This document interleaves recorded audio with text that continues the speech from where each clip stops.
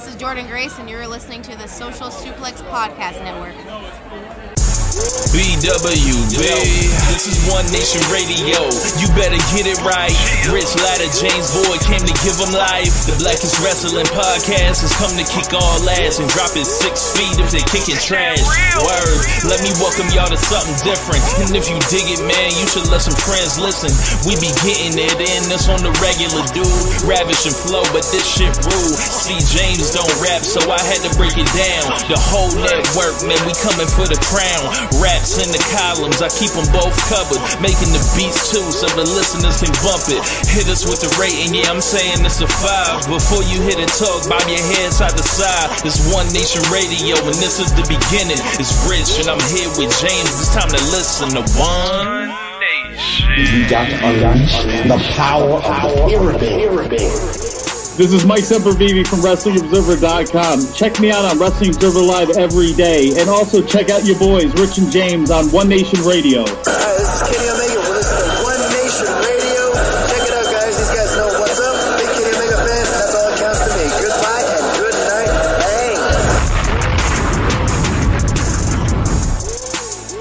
Bang. Hey, folks. Welcome to this week's edition of One Nation Radio. I'm James Boyd. Me, I have Rich Latta. What's going on, man?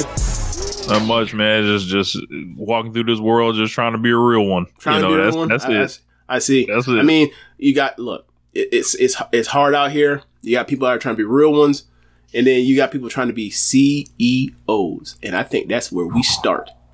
Absolutely. Yeah.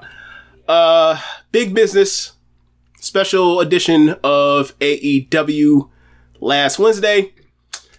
In the TD Garden, home of the Boston Celtics, home of the Boston Bruins, tons of banners everywhere, and a multiple-time Women's World Champion shows up. It was Mercedes Moné, and she is officially all elite, as you can see in this clip, because I'm sure this part's going to get clipped. You see in my backdrop, Mercedes Moné is all elite. I put it up here because some people are in denial, some people are, coping, and I just want them to see it behind me while they're dealing with this. And if they're watching it, if you so hateful, you got to turn it off. I agree. I would say stop here because it's going to get worse. So, Rich, where do you want to go from here? Well, about 10 minutes before the broadcast started, I started resending out all the old clips of One Nation Radio where we covered her departure from WWE, the various reporting on that departure, her basically not coming back. Basically, like, yeah, she's going to Stardom. Like, she'll be at Wrestle Kingdom. Yep. All that stuff, and throughout all of this stuff, this is where it was always headed. And I think we kind of said that. I was like, we know. I think it was a video where I was like, it was the title was like Sasha Banks' WWE career may or may not be over. And in that video, I said something like, come on, man. We know where she's going. We don't have to fake. Like, This was June of 2022. This shit was an 18-month build, damn near. Like, I don't.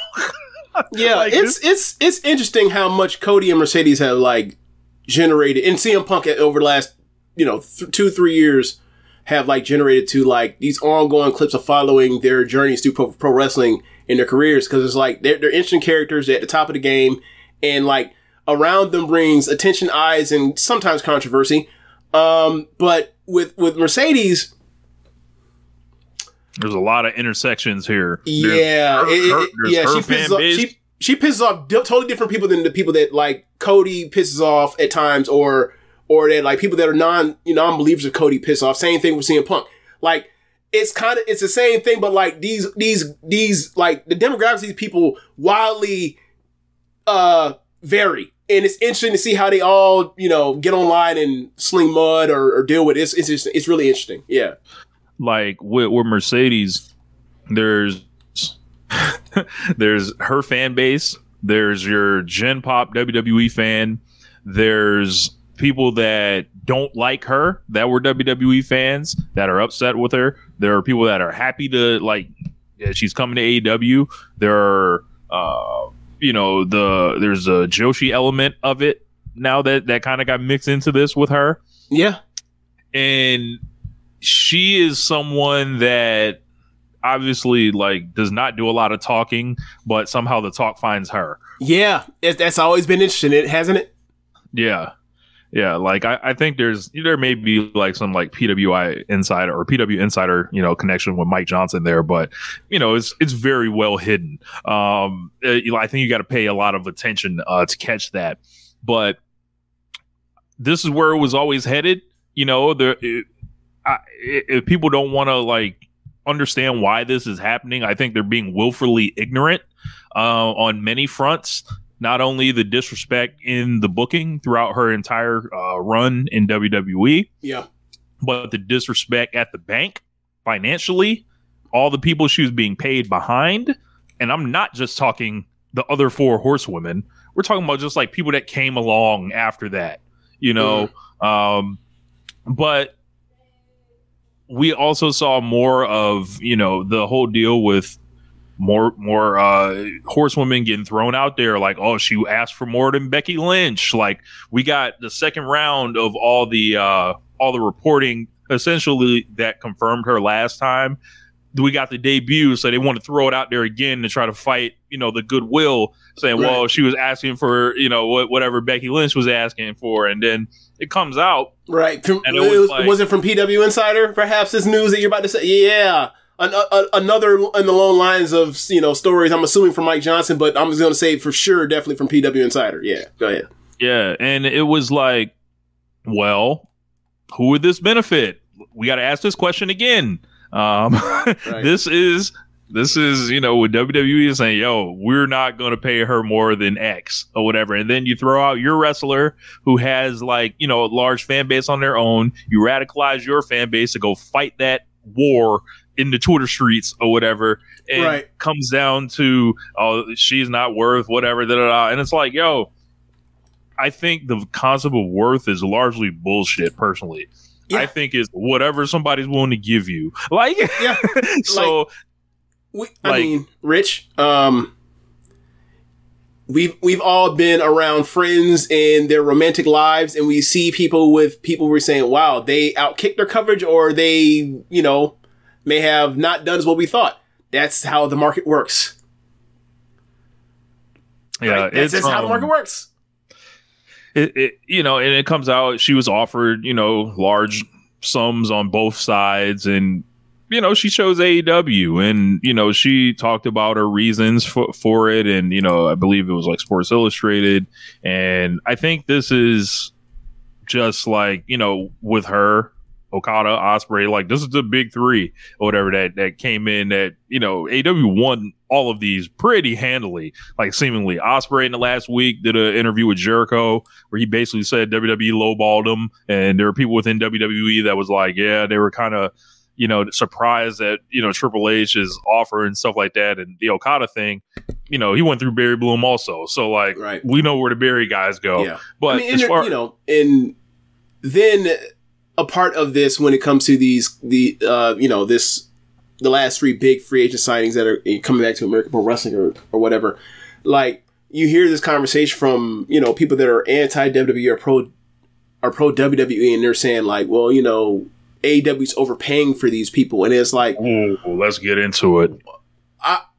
Based on what? This isn't a sports league where there's a salary cap, and like you pay a premium on free agents, and potentially people that are you pay that potential premium for them, means it's harder for you to spend more money on your upcoming roster in the future. There are people coming out of their rookie deals. That's not how this works.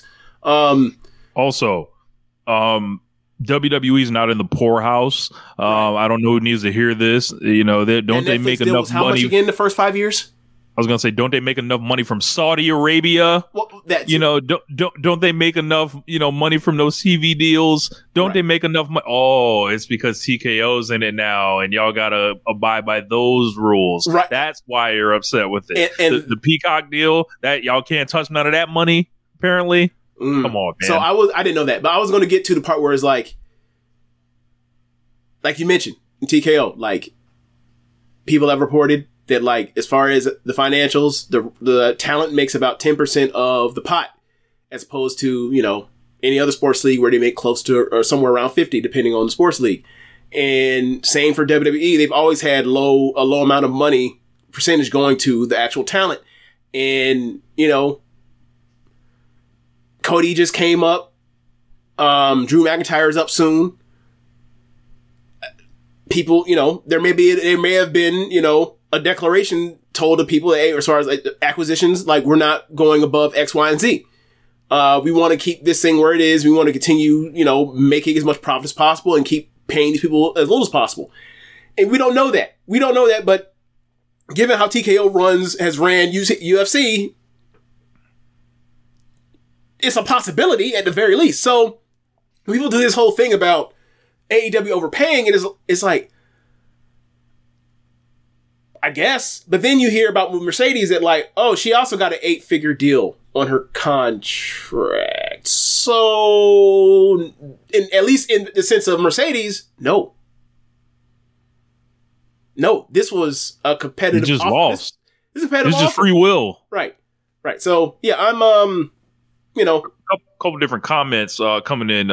Sue Williams said, these dudes out here offering Stanford specials, which you don't make back in money, you'll make back in WrestleMania moments if you get booked. Right.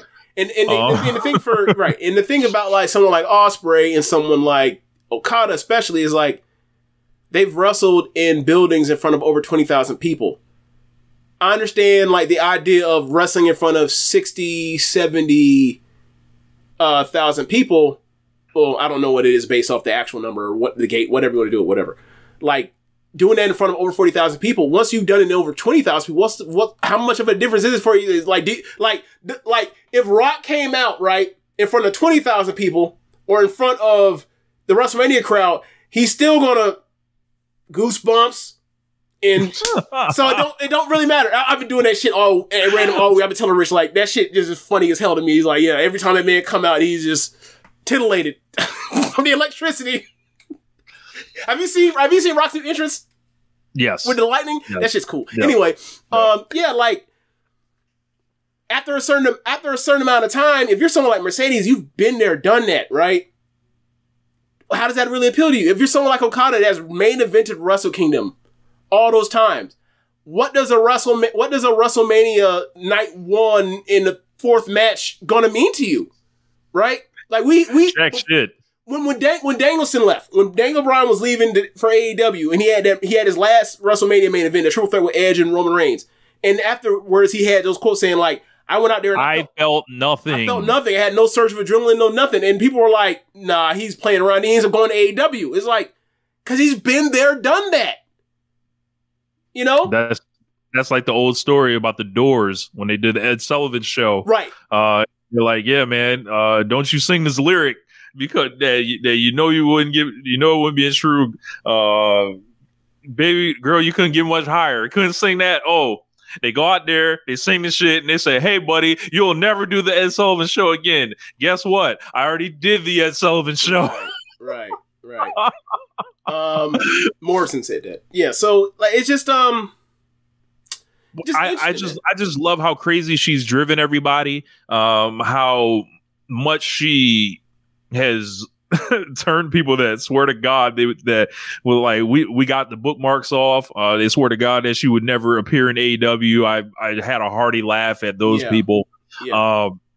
I thought about all the burials that WWE has done to her through the dirt sheets. I thought about, you know. By the way, since you mentioned burials, so like I don't know this. I could perhaps be wrong. I'm just asking this question honestly in good faith. When Naomi came back, has Michael Cole like apologized or addressed the part where he like aired both her and Sasha out, now Mercedes out, like when that thing, or is it just like come back and just do jobs and it's just, you know, humiliation rituals for you until we're done embarrassing you because now know your place in your back?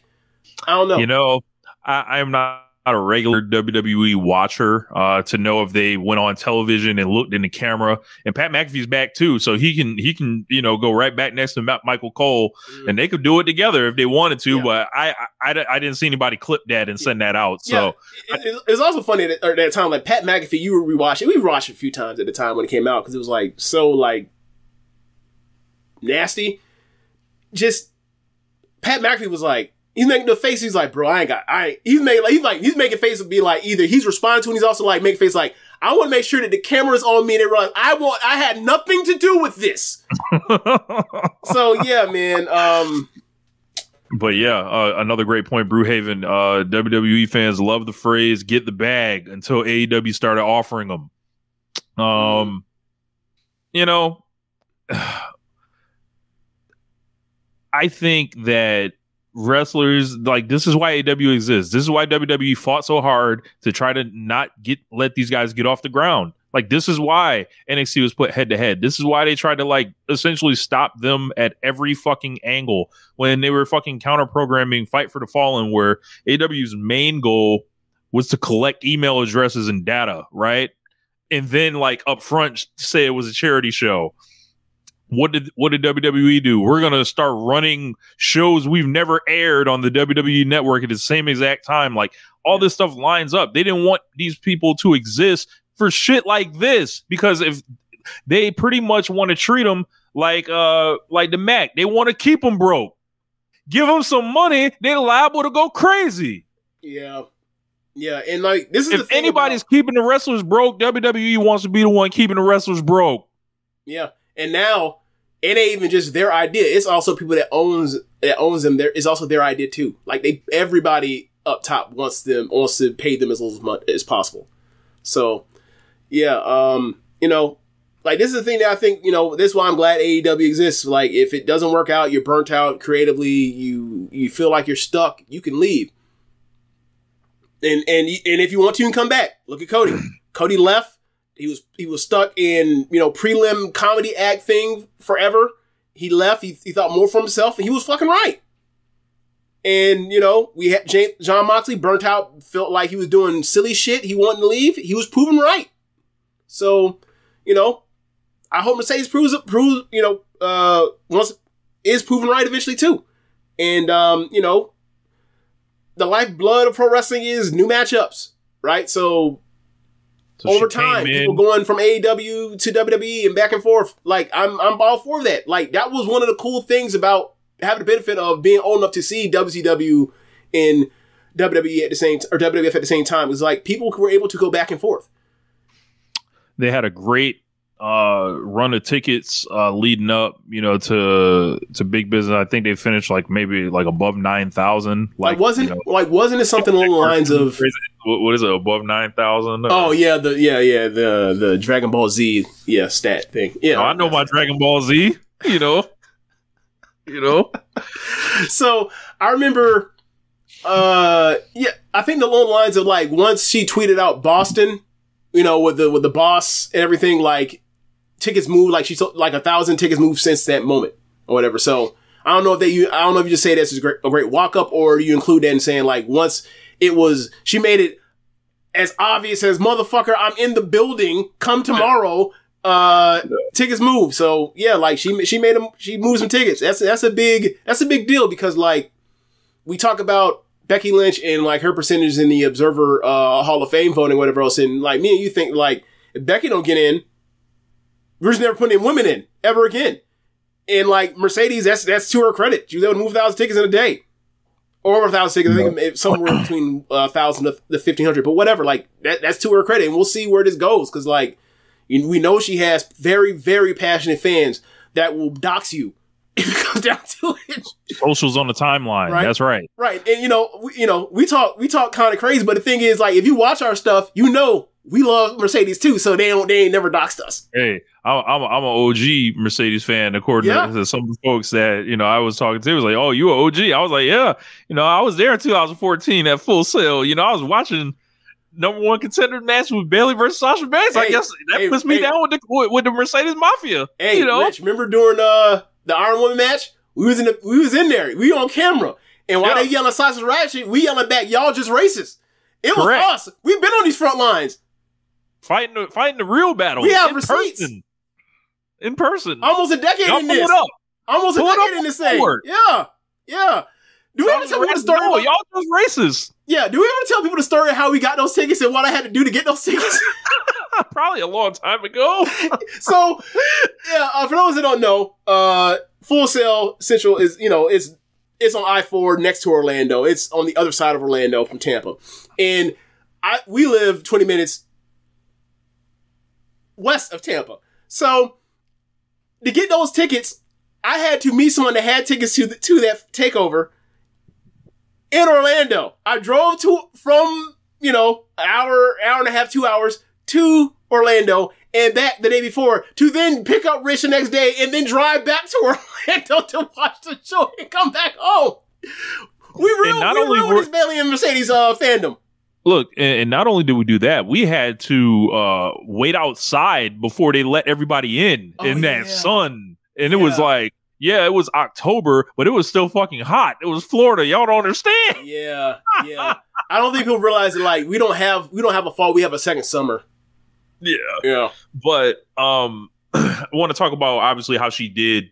I thought this was like one of the most heartfelt kind of promos from her that I think I've ever heard. She comes out to the CEO new music, CEO chants in the song. I love the chorus of the song. I like the beat. I heard it in the headphones. It sounds a little different than it does in the arena. I think it sounds way better in the arena personally. And Mercedes is rapping on there. I haven't listened to the lyrics. Is it up? Is it on AEW Music? No, you can find it on Spotify. Oh, okay. You find it on Spotify. I'll just say this. I like the chant. I like the chorus part. Like that all goes. There's a smart, move to take that sample because that shit is unfuckwittable. Yeah, it is. I was like, they taking the Walter stuff. I was like, nah, they doing Ludacris Coming to America. These bitches throwing rose petals at my feet, man. Yeah. I'm digging the presentation. The whole deal with CEO stuff. The music feels like really big. Yep. She feels important. Yep. As I said, very heartfelt promo, and I was happy. I was happy to see her, and happy to see her smiling. And it was like she's back because like she's such an important person. I think in if you look at it, decade of American pro wrestling. Yes, absolutely. If you look at it, she's kind of she was in working New Japan and in Stardom and stuff like that, but essentially from the American wrestling television, she's been out of commission for like 2 years, and now she has all new opponents. She has all new like kind of position that she's like positioned as. Like this is her chance to be like, all right, I am a Hall of Famer. Yeah, we'll see how it goes. We'll see how it goes because like if she can, it's kind of, we don't know this. Like we think they got their shit together because Mercedes was coming in. But if this thing is actually just like, once we get her more in more matches and we get past like the Julia Hart, Sky Blue stuff or whatever else, and there's Willow and Sky and Jamie Hayter comes back and Thunder Rosa's, being showcased more on TV and Deeb and Sheeta and so on and so forth. And, like we actually really have something like, we really have something. And that's, and that would be, in theory and credit to her. Like I'm going to do the whole thing where like, it's like Jericho invented X, Y, and Z, but it definitely goes a long way towards her candidacy. And I think a lot of things that's hurt her over the years is like the injuries have stopped and started her. Her burnout factor with WWE has hurt her. And if she can just stack up like 3 solid years, something like that,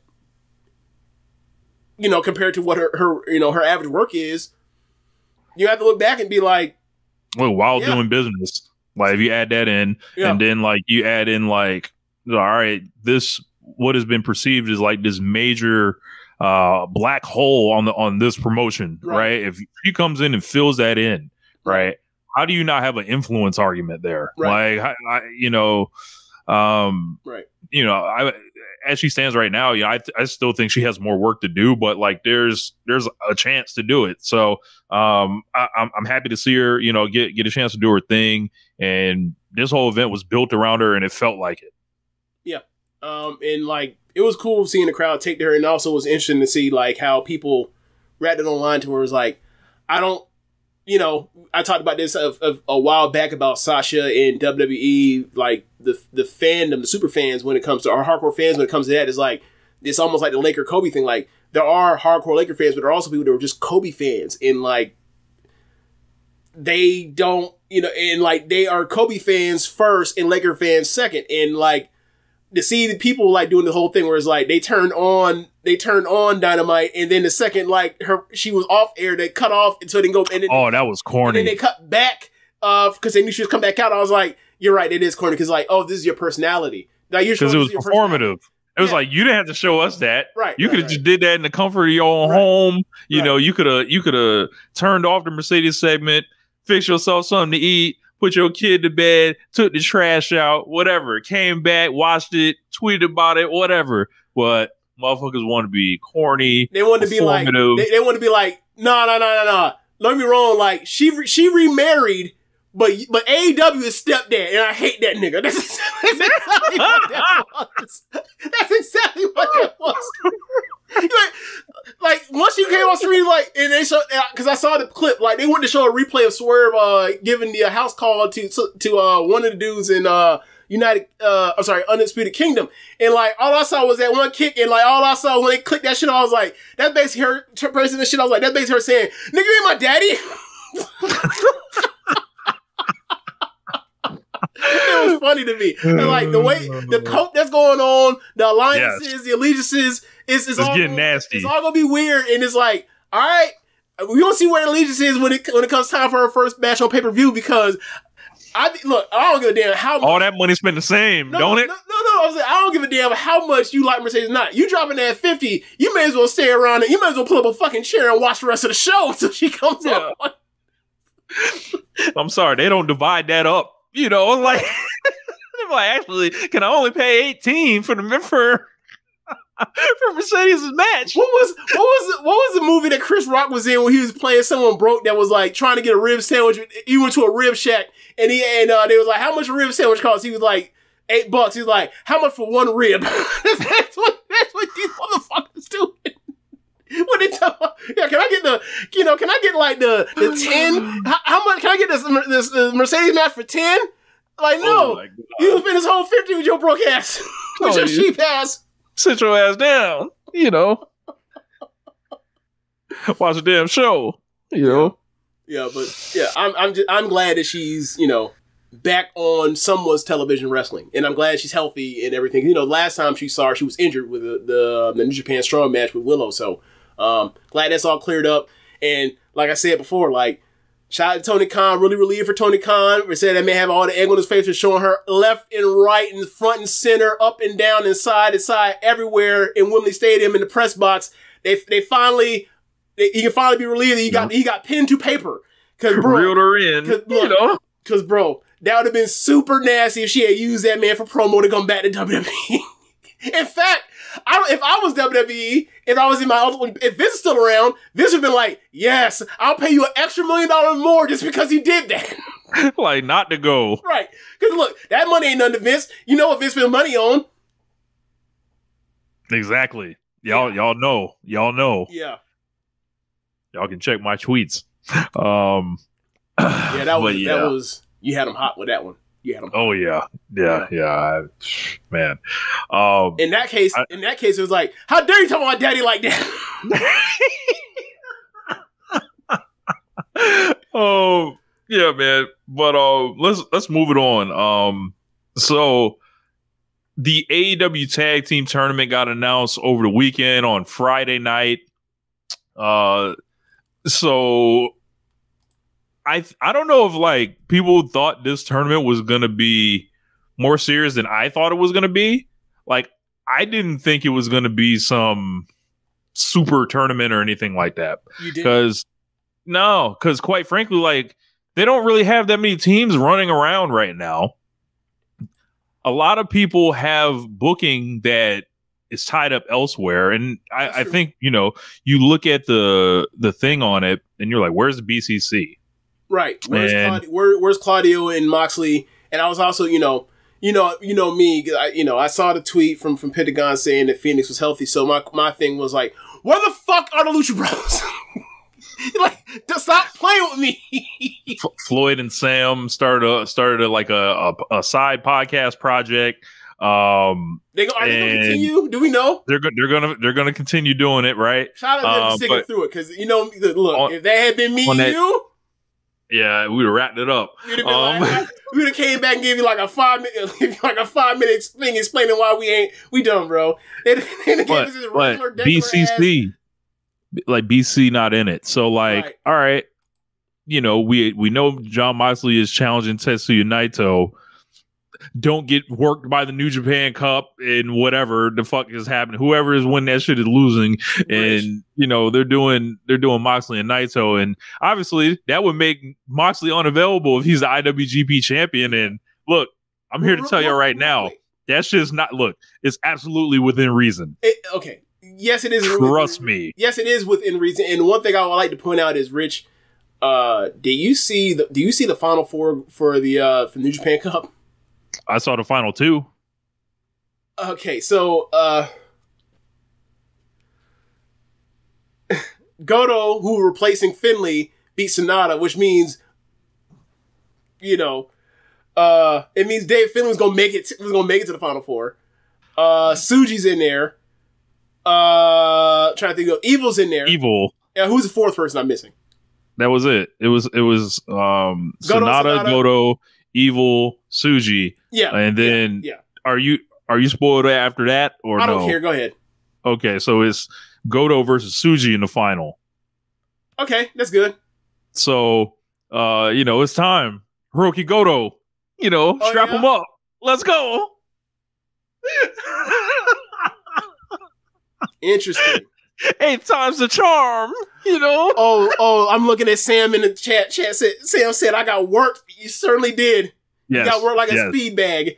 But that as far as the tag tournament goes, I think it is now it's such an oddly timed tournament too, because I look at it on paper and you're like, oh, it's just FTR versus the Young Bucks, but it doesn't feel like we need an FTR Young Bucks match right now. It doesn't feel like we need this type of tournament just to get to it, because they're already whoever wins is the first 3-time champion.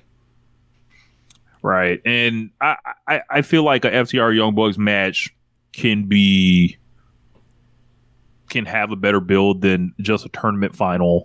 I feel like something's going on where I don't think FTR is going to make the final. I think the Young Bucks are still winning this thing, but I don't think they're going to face FTR. Floyd actually laid out a beautiful scenario, like to kind of do the whole thing. That'll be your incentive to go check that show out. Okay, good tease. To check it out. But you know, I looked at all the people. We got Young Bucks and Private Party. Of course, you know, a throwback to the original tag tournament. There's the Undisputed Kingdom taking on the Best Friends. I believe in the first round. Which, you know, for the people that love stories, that has a story. Yeah, and then the other side is Big Bill and Ricky Starks taking on Top Flight. Yep, Top Flight. And then we've got FTR versus the Infantry, who pulled an upset on House of Black with the help of Mark Briscoe. Yeah. And, you know, Malachi Black not in the match. I see you don't want to listen to me, huh? But, you know, they did a segment with the Infantry and Top Flight, or excuse me, Infantry and FTR. They got Top Flight there. They got Ricky Starks and Big Bill. To me, they're a makeshift team. Like, you could do a Top Flight run to the finals, I think, and just make them fall short in the end, in the short, like, and then also, you know, you can have a reason FTR loses to I don't know who at that point. Like, if you get them out the first round, then they could lose the Top Flight. Floyd laid out a great scenario to do it. Did the Young Bucks screw them in that scenario? Floyd explained it pretty well. Okay.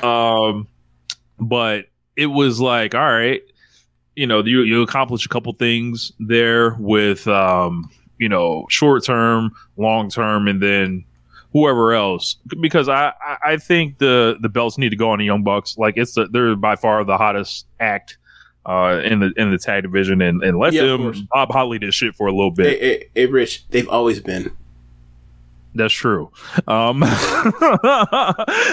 them Bob Holly this shit, because honestly, after that Revolution main event, it was like, bro, do y'all realize what we were watching? Like, the level of all-timers these guys are. Like, they've been away from these belts for so long, and it's been the weakest period of the belts in the history of the promotion. This is no coincidence. Like once FTR, or not FTR, but once like the Gun Club got the belts, like, you know, went from the Acclaim to them, like it just is, the division's been totally different, and the tag division scene has been different. Like, you can say what you want to about like people are getting tired of Jungle Boy and Luchasaurus, but they were out here on having great matches left and right, going nuts. Yeah, pay-per-view. Yeah, the Guns were not, because the Guns aren't. The Acclaim were not. Right.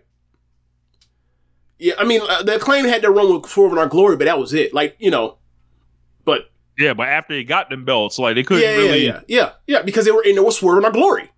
Yeah. But when I look at this tournament, I think it's, you know, I don't think they set up, you know, like obviously they have a couple different styles. Like they have the C2, right, which is probably their gold standard of tournaments.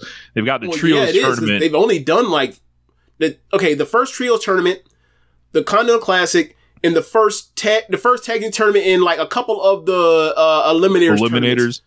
They've been good. Yeah. Like, and then about half of the tournaments, the other half are just like, I don't know. Yeah. This is clearly like the Owen is never good. Like, I don't know, like when you're putting out a tournament, right? Because obviously they still have to have all these matches. They could do whatever, and you know, we'll come back on here and be, oh yeah, they did whatever. But when you drop a tournament bracket, you gotta have something where it's like it jumps off the page and gets you excited. I didn't get that with this tournament. Right. So it was like, oh, I just see a FTR Young Bucks match, and I just see a couple of matches set to happen to get us there that aren't necessarily possibly important. There's no like kind of cool matches that are like, oh, we wouldn't normally see this. It's like, oh, we're gonna see Young Bucks and Best Friends possibly in the semifinals. Like, all right, we're gonna see FTR versus the Infantry from ROH. No shots to the Infantry. They're gonna get an opportunity or whatever, but it's like they're just only, you know, on like at the time they were on like darks, especially Sean. Yeah. Zach Mike says, do they need more tag teams? No, they just need to book them. They just have them. Right? They didn't use them. Like you could have paired up a couple of like goofy tag teams. You could have paired up some people from CMLL that you're using right now. You could have called New Japan for somebody. Like all they have going on is the tournament. Like, get like fucking, you know, somebody over here. Get a junior, get Kes Tutu over here and be like, yeah, we'll let them win 2 matches in this shit or something like that. Yeah. Like, you know, like there was just a lot of cool things they could have done, which they were like, we're just gonna keep it where it's at right now. That's what it felt like to me. Yeah. You know, like Mark Davis will eventually be healthy, and then they'll run out. Another one. Aussie Open would have been a help for this. Yeah. Yeah, you know, the injuries, the Mox things you mentioned with as far as what may be going on with him, which, you know, for me is like, well, just have Claudio take a pin. Claudio take a pin, and then, you know, I watched the match, and then, you know, as I find out about Collision on Saturday, like, apparently not. So, yeah, I mean, the division's there. They just haven't, like, showcased it much because right now they're focused on, like, Swerve's march towards the title. And then Okada and Okada and Will Ospreay and now Mercedes, like they have things that are like important things to put on TV almost every other week in that kind of way. So like their priorities is like Tag Team Russ has to fall to the back or to the wayside for now. But when AEW at the start was like the tag team division was awesome. Every week you get a banger, and it kind of has been de-emphasized in the last year, 15 months, something like that. So I just kind of want to get back to the roots, you know. I want to go back to the old way. Yeah. The old way. But yeah, like when I look at the bracket, I'm just like, oh, this is uninspiring. Like I don't feel like Top Flight's fired on all cylinders since they've been back, aside from maybe once in a trios with Andretti, and like, you know, Vikingo was on the other side of that shit. So like, of course they had to go crazy. And then like Private Party, I don't think they've been anything special since they've been back. So and they're heels now. So like they're facing the Young Bucks round 1. So I'm like, oh, I don't know, man. I'm not seeing it, but we'll see what they do. But as far as like who's gonna win, I'll still take the Young Bucks. Yeah, I think I would too. It just makes, given what was going on with Okada, it seemed like he's going to be the, is it Continental Champion? What is the... You got it. Yeah, the Continental Champion, like, it makes sense to have all three of them with belts and, doing the posing and doing what they're doing as far as the EVP gimmick trio. So, like, yeah, I think that makes a lot of sense for them right now to be presented in that way. All three have belts. So, yeah, I think that's the move. The thing for me is, like, unless it's like Starks and Big Bill or FTR, I don't really see, a title match pay-per-view, a title match pay-per-view for the tag titles like that feels that thing was like, that's a marquee match, if you will. Like, if Infantry, if it's, as you mentioned, like, if it's Top Flight, yeah, the match will blow doors, but like, they don't have they don't have that kind of momentum behind them saying for the Infantry. So I think you kind of have to go with either FTR or Big Bill and Starks. And, you do Big Bill and Starks, you'd be like, all right, well, this is where we, over time they proved themselves as a really good tag team, even though they're makeshift, like, but you can give them one last hurrah, get some respect or whatever else, and they can move on to kind of get back to where they were doing, or they can, fuel FTR more. Yeah. And that rematch is staring us in the face. Yeah. Oh, yeah. We put you over real strong last time, brother. You think you can return the favor? Yeah. Let's see. Yeah, so Nith Gang, he's they're in the chat saying like, go to Micah, hold on to the top titles and Bushiroad properties. What a wild scene. Like, yeah, that's a very wild scene. Isn't like at the same time. Same shit. At the same shit. Time, oh no. Go to Micah. Next time they do historic, that's what we on top now. Yeah. Yeah. That would be funny. It will be funny because like Micah's title match on Wednesday is versus Utami. And, everyone thinking like, hey, you gonna lay it down for Big Mike in a title match for once, and on your way out potentially you're gonna see. So the next topic, I want to talk about The Rock. So there was a report that came out that was saying something to the effect of like people backstage in WWE are being rubbed the wrong way because The Rock is able to curse in his promos and how he's conducting himself kind of on social media with some of the antics and kind of like going outside of their code of conduct, so to say. Like he's playing by some different rules, and he's getting heat for it. And there's been reporting about him going over on his time, which Brian Gewirtz has like come out and disagreed with. He said, well, this week he went under by 30 seconds. Yay, yeah. Congratulations. Yeah, so like, when I see this, I'm of two schools of thought. It's like, all right, should The Rock like be able to do, different things than the roster? Should you give everyone the same tools to get over? Yeah, you probably should, because maybe you'll get some more stars, right? But at the same time, like, The Rock is y'all niggas' boss. He does what he wants now. He is literally the head nigga in charge, literally. So I don't care about how y'all men feel. I don't I don't care. Like you think we need to give Seth Rollins more freedom? I don't. I think he's demonstrated he is not capable of such things. Get that boy enough rope, he liable to hang himself. Yeah, yep. The only person I want doing extra work is Drew McIntyre right now. That's it. Yeah. But I see The Rock, like, look, Rock is doing shit that, like, he's taking the Mojo Rawley route. He's like, all right, I'm gonna just turn my phone on and talk. I'm not watching all those long ass monologues where he's repeating himself like Mike Jones, but some people loving him. And they're awesome. Look at the back. Look at James back. This nigga Rock is wearing a cowboy hat in front of the rodeo or some shit. Yes. So it's like, I don't know, man. Like I think there's shit going on. I feel like there's I feel like this is the most underreported thing in wrestling right now is The Rock's dynamic in the WWE locker room right now. Before The Rock showed up, all we had was just like WWE is just as good as it's ever been. It's the new WWE. We're not looking back. We're doing this is their time now and all this shit. And then when The Rock came in, they did, you know, the fans acted up so much The Rock turned heel. He was like, all right, I'll turn. Whatever. And then they pretty much, you know, re-ripped the whole thing on the fly. And what it's done is obviously show The Rock has a level that he can go to that other people can't, just like whether they can get there on their own or they're handicapped. They can't get there, right?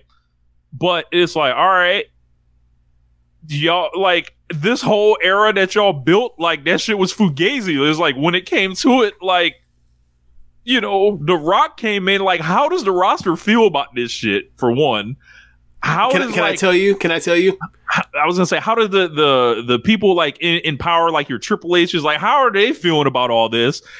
What are the dynamics at play here? I want to know the dirt because everybody can't be all smiling and giggling. That's why we getting this reporting. Yeah. Look, you want me to tell you how they feel? Sure. You already know. It doesn't matter how they feel, baby. It don't matter. It don't matter. It's The Rock. Look, different Rock, but it's The Rock. Yeah. Look, man. Rich, if you get a chance, can you look in the chat and look at the Zach, the link he put in for that is a new Seth Rollins shirt, and so you can see. I want to see your reaction so you can see it, and I also want you to put it on the screen so people can see it. They haven't clicked on the link. Oh no! Yeah, it's bad, bro. It's bad. Big pop. Yeah. Hold on. Mm-hmm. Hold on. Big Pop. There's only one Big Pop. For one. Oh. Actually, there's two. There's the Notorious B.I.G. and there's David Ortiz. Oh my goodness. I don't recognize this shit here. Bro. Can it get any cornier? No. Seth Rollins, The Rock is lighting him on fire. Every time I pretty much hear about this shit, is like, yes. I see people writing shit like, The Rock has eviscerated Seth Rollins again. So this is like multiple times. Yes. This is the most uncool motherfucker to ever be pushed at the top of the card ever. Like, I wouldn't go that far. I mean, you know, think of some of the main eventers in our lifetimes in WWE. Okay, JBL. This guy's pretty bad. I mean, at this point, I'm not denying that, but I'd much rather hang out with Seth Rollins than The Undertaker. Undertaker, my second favorite of all time. I'm not hanging out with him outside of watching him wrestle in WrestleManias. If you catch my drift. So, yeah, man. Wow, what a dork.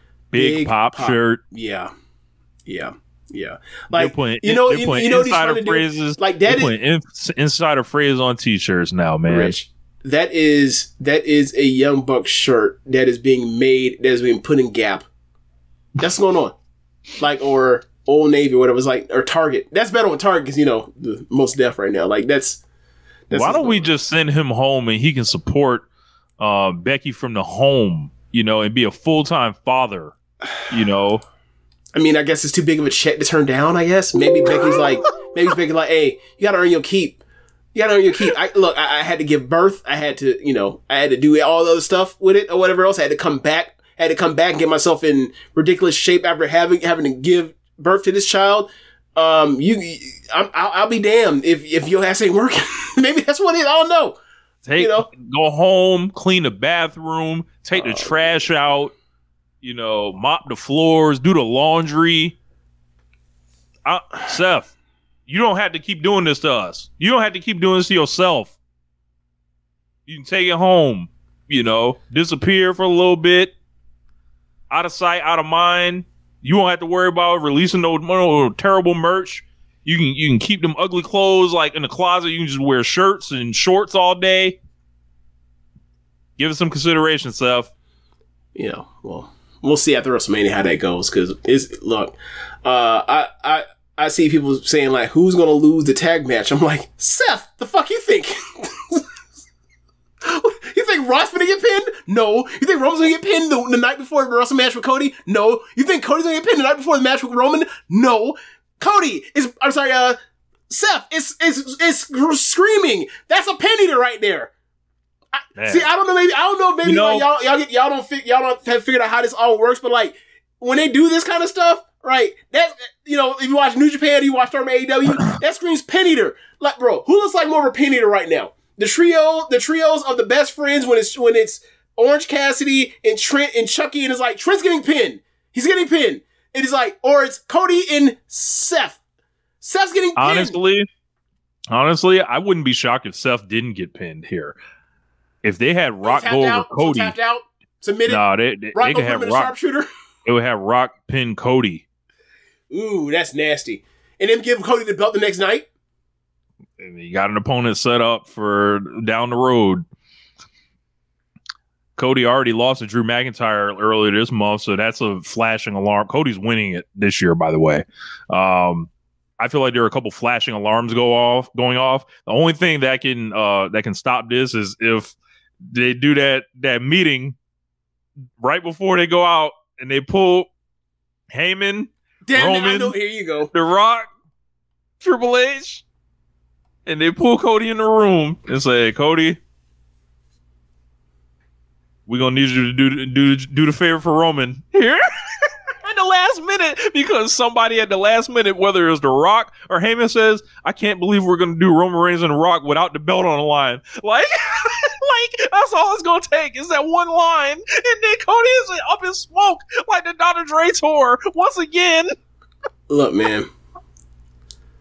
I can't believe we're going to do this without the title on the line. And then someone's like, huh? That is stupid. And then ain't no story finishing. Look, man. If that happens, I think we just do a 1 hour show on Cody just being embarrassed more than any like main event top babyface has ever been embarrassed in WWE history. But that remains to be seen. We'll do that for an hour. We won't even talk about the rest of WrestleMania. It'll just be a whole hour of us laughing at Cody and move on. And we can clip the whole hour or whatever else. We can treat it like when Okada breaking news announced that he was going to AEW. But yeah, man, like, as far as The Rock and the cussing thing, like, this is how I feel about it. I remember, I think it was Jimmy Johnson, Cowboys head coach for the 92, 90, 93, and 95 Super Bowl champions. He had a saying as far as how he treated, people at different levels and, on his roster. I'm not going to treat you all the same, but I'm going to treat you fair. And when it comes to The Rock, he's going to have leeway that other people ain't got, right? So I'm sorry, Maxine Dupree. You're not going to be able to cuss, and do whatever you want to. The Rock can, because The Rock don't need us. The Rock can leave if he wants to. And The Rock don't got to be on TV. He gonna get paid regardless, as he's on the board. So, for me, like, if it was gratuitous, if it was out of bounds, or out of code for, or out of character for The Rock, if this was like, I would be like, okay, he's doing way too much. But this ain't no different when he was airing. He is doing stuff where he's talking about, his Seth Rollins and Cody Rhodes, a girlfriend and boy, or that's his girlfriend, and just standard shit like that. Yeah. So you killed my joke. So I'm just gonna move on. I had a punch. My bad. You fucking stepped on it. Like, if someone goes back to watch it, you can see me just deflate as you interrupt me. I was like, oh fuck, he killed it. Whatever, we move on. But I was gonna say it ain't no different from when Rock was out here lighting Tyrese on fire on the set of a movie for about that the back and forth between Fast and Furious and the Hobbs and Shaw spinoff. Anyway, yeah, man, if it works, it works, and it's getting over like gangbusters. People that have watched it can sit through it or put it on 3 times speed like me and watch it, thoroughly enjoy it. Like Rock is, the hour, it's done is done great, quarter hours when he showed up. Attendance is going up when he shows up. Sorry, folks gonna have to eat it. If he, you'd be like, hey man, I don't think we should be giving him this many carries. We got a bunch of, or we should get this person this kind of treatment or whatever else. Like, bro, he's running for 200 yards every game. Shut the fuck up. You want to win or not? And I know this isn't like a sports team where it's like, the goal is to win and they're actually keep scoring this kind of thing. But it's like, he's doing well. More eyes are on the product. It's the hottest thing easily that's going on and stuff he's doing right now. And that ain't like, it's some dead period because Drew McIntyre is doing great work right now. Cody's hot as fish grease too. So it's like, yeah, man, y'all gonna have to accept it. Like, learn to live with it because it's, it's the best thing going. Sorry. If it was going bad, I'd be like, okay, I get you. But nah, it's going well. Yeah, I don't know. I think they have to find a way to not lose the roster. Like, obviously, it's WWE. They're only going to add up so much. I don't know how they lose a roster when it's like, okay, so how is this any different than when Brock Lesnar was around? Oh, it's not? It's the exact same fucking thing and Brock Lesnar was around and never killed morale for a decade? Oh, this is just complaining because it's a new guy. This is the new devil you don't know? Okay. It's the same outlet. It's the same thing. Like, Lesnar's allowed to do elbow people in the fucking head to get blood in his matches. You weren't allowed to get blood in your matches. It's the same double standard. Y'all are okay saying, okay, look, and they thought that was gone. They thought that was gone under Triple H. But okay. Look, if there's anything I think that we've said on this show. Hold on, real quick. Vince was in and out. Like, he was in prison, which he should be in behind bars anyway, but like, he was in and out in the last, year and change has been Triple H, right? Supposedly, Brock was on them shows. So now what?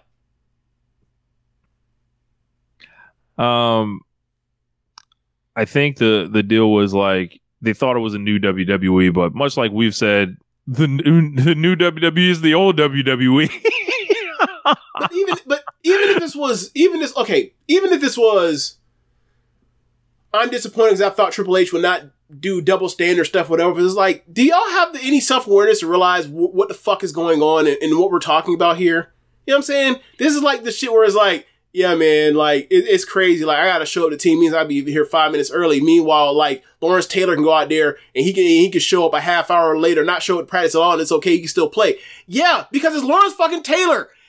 He's gonna get 3 sacks in the game and maybe break the fucking quarterback's leg. Who gives a shit what your feelings are? You want to win? It's weird, bro. It's weird. Like, people have self-awareness, understanding, like, if the better you are at what you do at work or whatever else, you get more leeway. That's how life works. Sorry. I just want to commend you for getting through an entire Lawrence Taylor bit, especially comparing it to The Rock and not bringing up crack. Why do you think it was late? I mean, I thought it kind of went what I was saying, but yeah. Right? Why don't you go smoke some crack? The way he fucking said that shit. Yeah. Bro, Rock great, bro. Rock, like, look, I'm under no illusions. When that bell ring, oh boy, it's gonna stink. It's gonna this nigga's working a tag match for a reason. Even so, bro, it's gonna stink. It's gonna permeate the room. All right, it's gonna be bad. Right. So, but whatever. You'd be like, hey, what is the riskiest move The Rock is gonna do? Almighty Strong Cradle. I mean, we already know that one. What else is he gonna add to the move set? Oh, you want to see it? You want to see the Yoshi tonic from The Rock? You want to see High Speed Rock? How about this? What if Rock come out and give you a top rope flying crossbody? Would you be shocked? Because I would. At this age, I mean, he's always done those, but at this age, when's the last time you seen Rock do that? I don't remember Rock doing that against Cena, did he? No, they did because he did flip over. Yeah, he had to roll through. You're right. Yeah. But remember, Rock tore some shit real quick in that match when he did that. What The Rock gonna do? Any apron to the floor moves? Absolutely not. Absolutely not.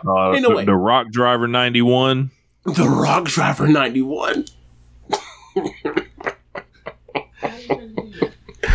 Look, man, I don't know, but look, just be prepared for it to be bad. I'm expecting to be bad. I'm expecting to be bad, and if it just outkicks my expectations, I'll be happy. But I'm just enjoying what The Rock is doing on Tiger TV suplex right to the floor.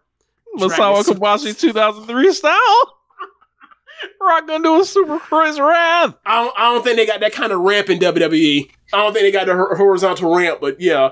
Give me a Rock Spanish fly. Oh man. No. Rock gonna do the Terry Funk power driver on the top of the table. Oh my god. Yeah. I don't know what The Rock might do, man. Yeah, like, what a Rock can a Rock give us a V trigger? The Rock trigger? I'm trying to imagine what a Rock V trigger will look like. Not that he can't do it, but the fact was like, why would he do that? Like, if we're gonna see anybody start doing V triggers in WWE, it's gonna be Logan Paul. So Yeah. The Rock super kick, my God. He just called us a Vot kicks, and he's Samoan. They called us a Vot kick. Look, it'd be like, yeah, I've been hanging around the Usos, so, I have to get what he's on. Oh, man. Yeah, man. So we've delayed it, actually, and I think we picked a great week to actually do it. The WWE 2K24 Ratings segment. Oh, boy. So we normally do this every year. If you guys have listened to O&R for any particular point in time, usually when the video game comes out, I'll gather up the ratings, then we'll look at them and try to find patterns, and we kind of see how WWE ranks these people, and kind of like talk about, all right, would this make sense in any other kind of video game? Is this too high? Is this too low? I actually found a list this year, James, that has them in order. Oh, thank God. Okay. So this roster goes 189 people deep. We are not doing that. But I will pick out, there are some really atrocious, awful ratings for some rather big name people. Are you going to send me the link so I can look at it, or I will send you the link. I will actually drop the link in the chat. Okay. If you guys want to follow along with it, or we will go from, I guess, top to, I don't know, maybe in the 80s or whatever. And a lot of these are repeats, so it won't, go that far. But some of this stuff is, pretty interesting. You look at it and it's like, hold on, what are they doing? Of course, last year they had all those 88s.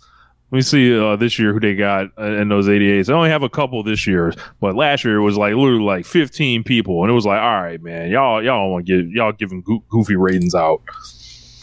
But I guess we can start right at the top. Number one, highest rated character in the game, 97 overall, Roman Reigns. Fine. I always have this issue where it's a video game. Last year he was a 99. That's my thing, right? Like, so he's gotten worse. Apparently. I mean, that would fit with the matches, but like that makes no sense in kayfabe. Like, if he was 99 last year, why is he not 99 this year? What is going on, right? So, he should be 99. Whatever. So yeah, he should be higher. The Rock in 2001 is a 96 overall, as well as Stone Cold Steve Austin in 2001, also 96 overall.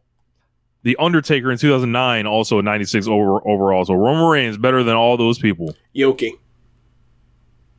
I don't know about putting Austin behind anybody.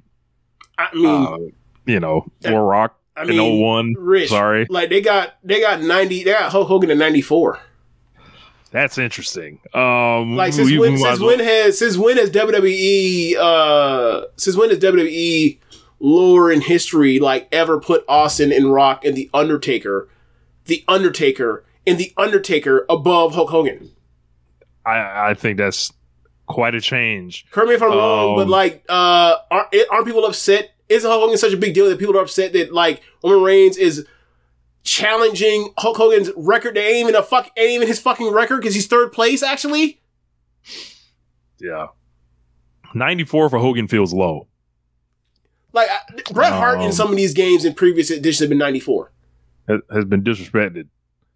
Like what is he now? 90 or some shit, some stupid shit like that. Bret's a 93.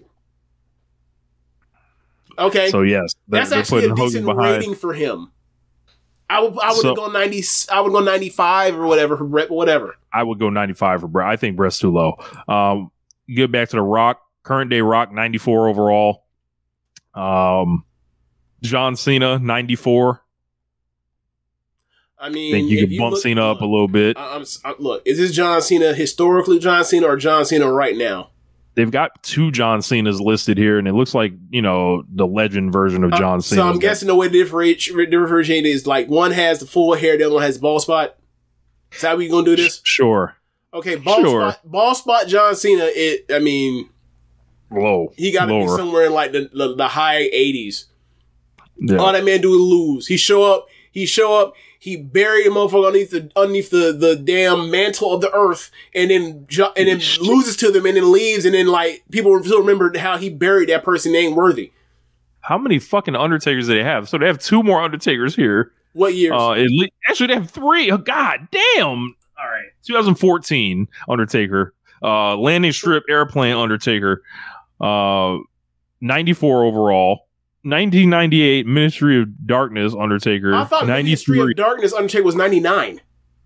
Nah, he's 93. And then 2003 Big Evil Undertaker is 92. Shit. Fuck out of here. Well, I know that's one that you gonna play with if you ever play with an Undertaker character. Nah.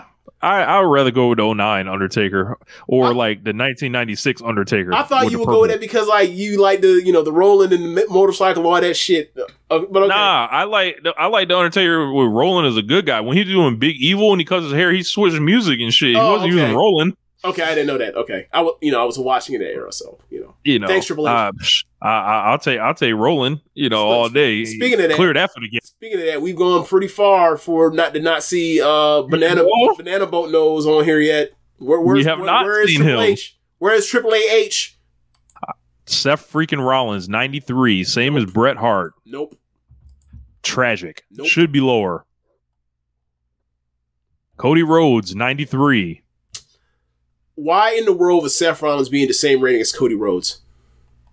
Why? I have nothing for you on that. Okay, thank you. Ever since Cody Rhodes has come in this promotion, I think he's done nothing but like embarrasses this supposed work rate man, Seth Rollins. Embarrass him as a star. He has beaten this man so thoroughly that man said, "I will now team with you." What? Yeah. It's bad for him, bro. Shawn Michaels, 2009, 93 overall. Absolutely not. That needs to be higher. Wait, I'm sorry. What was the number? 93? Bret Hart and Shawn Michaels both 93. Yeah. Okay. They couldn't. Separate them. I'm sorry. Like what? Look. I don't. Outside of stuff involving Shield, what is Seth's best like program thing that he's done on the main roster in WWE?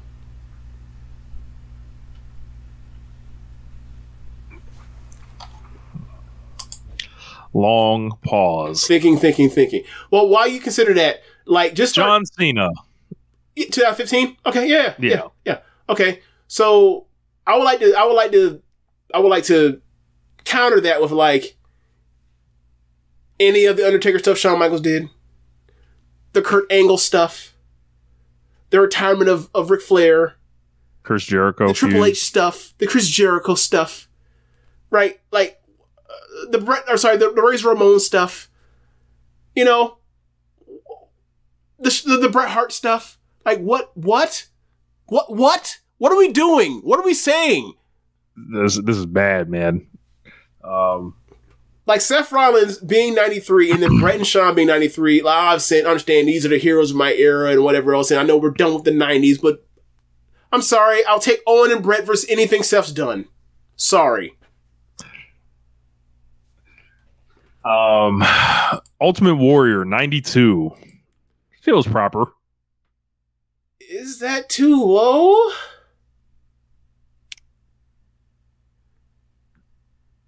If Josh Smith was on this show, he would say yes, Ultimate Warrior should be 99, but I mean, I'm not going there. I'm not going there either. But once you put Seth at 93, yeah, I think that Seth Rollins at 93 is fucking tragic. Once you put 2023, 2024 Seth Rollins at 93, we got to start saying, all right. I think that's the worst rating. You know how we do. Let's save that in the chat. Seth Rollins 93 and see how long it takes till we get to a worse rating. You know how people talk about like the worst thing to do was put Roger Maris in the Hall of Fame because everyone be anytime someone doesn't make the Hall of Fame, be like, wait, he's worse than that person is not as good as Roger Maris. Is like he's Roger Maris of this 90s right now, of this 90 ranking in the men's Hollywood side. Hulk Hogan 92. I mean, the matches were shit, so whatever. The match was fucking awful. Yeah, atrocious. Superstar Billy Graham 92. TV was better. Superstar Billy Graham 92. Can't speak on it. Wasn't there. We done with the 70s. The Fiend Bray Wyatt. All right, 92. The Fiend Bray Wyatt being 92. James, they put Seth Rollins at 93 and The Fiend at 92. These two supposed 93 and 92 people combined for the worst pro wrestling match I've ever seen. Rich, that was almost 5 years ago. And this is 2023 to 24 in this evaluation period. I'm with you, but we got to focus on right now. And the right now is Bray Wyatt has recently left this physical realm, and people are sad, and they are going to give him whatever rating they're going to give him, and I'm fine with it. If they gave him 99, I would not have cared because whatever.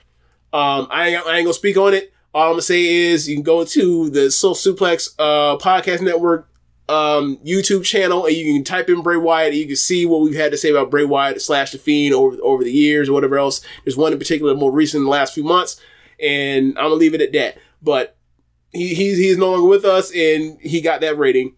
I ain't got no opinion on it. What do you got? What you got on it? What you got on it? Do I think The Fiend had as much of an impact on wrestling as Hollywood Hulk Hogan or Ultimate Warrior? I do not. In kayfabe? Yeah. I mean, where's Goldberg on here then? Haven't got to him yet. I mean, Goldberg kind of got Fiend the fuck out of here real quick. Fucked him up. Yeah. Bruno Sammartino 91 overall. The Fiend is more important than Bruno. Seth Rollins is more important than Bruno. We done with the 60s. I know. It was long ago. But no, I reject the deposit. Andre the Giant 91. The Fiend better than Andre the Giant, huh? Seth Rollins better than Andre the Giant, huh? Look, I ain't watching none of them Andre the Giant matches. Them shits were fucking awful. Obviously Seth's a way better worker than him and all that. But as far as, what do you call it? Captivating people because of the era he was in compared to his era, Seth ain't Andre in his era because of reasons. Like if Andre showed up now, like he'd probably be like an 82. People wouldn't give a flying fuck, but whatever. His era is his era and it worked. So yeah. Randy Orton 91. I don't know how Randy Orton historically is at 91, and Seth is, these are current day. Okay. Randy Orton's got multiple people. But Orton was hurt for 2 years. He just came back. Yeah, Orton's maintained this 91 rating. I don't know how. Like, at this point in his career, I think they should have dumped him down a little bit, but you think so? They're never going to. You think they should have dumped him down as opposed to just keep him in like the mid-90s where he historically has been in WWE video games? If it's like a current version of him, they're going to push him again at some point this year. Yeah, they're going to try it. Triple H, 91. What? Rich? 25 years ago, someone would have been fired over this. Triple H. I'm sorry, I take it back. Not 25 15 years ago. No, I'm sorry. My bad. 7 years ago, someone got fired over this. Yo, Triple H WWE once issued an edict that Triple H was not allowed to look weak in the advertising of the video game. 91 for Triple H?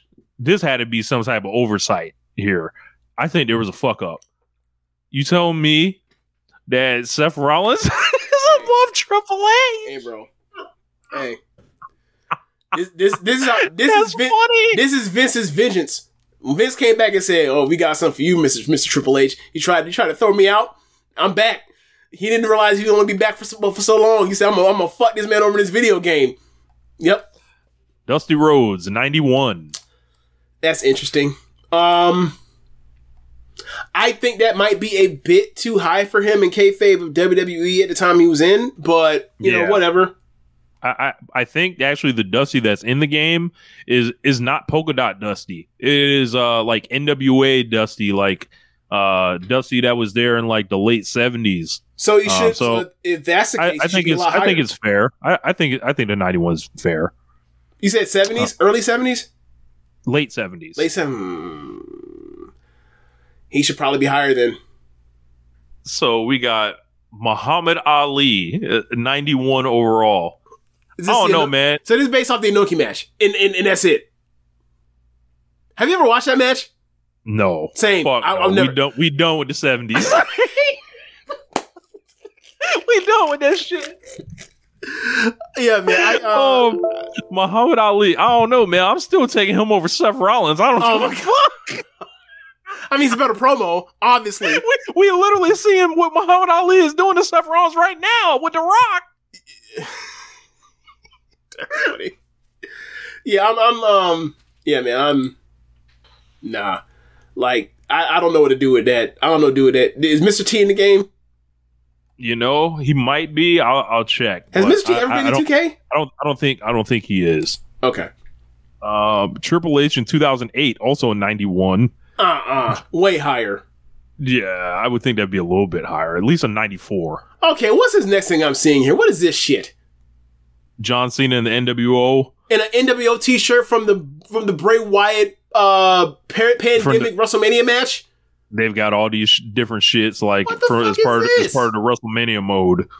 So like you have to replay and you get different versions of them. And I think when you get to WrestleMania 36, I think you do the Firefly Funhouse match. I have not played the WrestleMania mode thus far. Bray Wyatt as just the Mr. Rogers version, 90. Wait, say again? Bray Wyatt, the Mr. Rogers version of him, 90. Okay, where's Uncle Howdy? When do we get Uncle Howdy? He actually is in the game. Fucking kidding.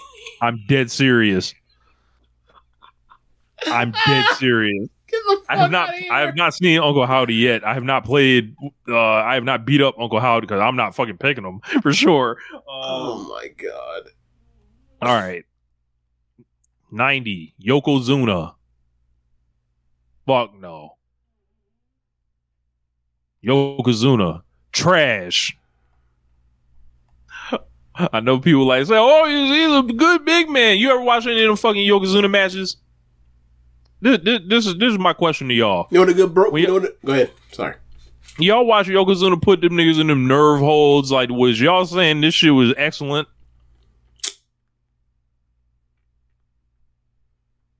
And them nerve holds took up lots of time. Yeah. Lots of time. Yeah. He was not exactly Vader. No. Yeah. I wouldn't put Yoko anything higher than 86. At the most. I think he gets there because of the long title run in kayfabe, but whatever. He should be something in the 90s. I think 90 is fine. Whatever. Move on. Like, it's a bad era.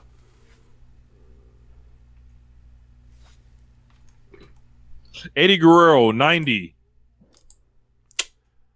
I mean, if Seth is going to be a 93, this is where problems start.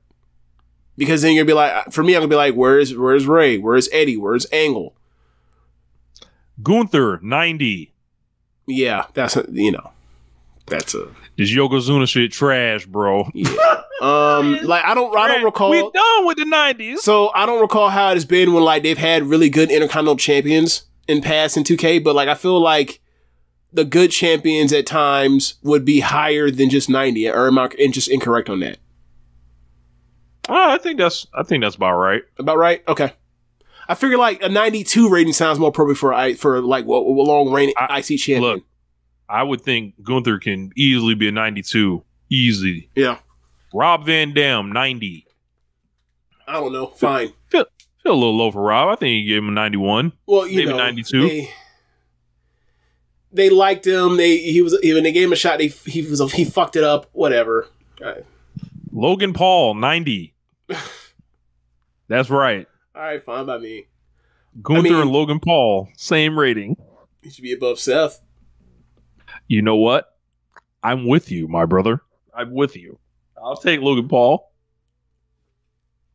10 years younger.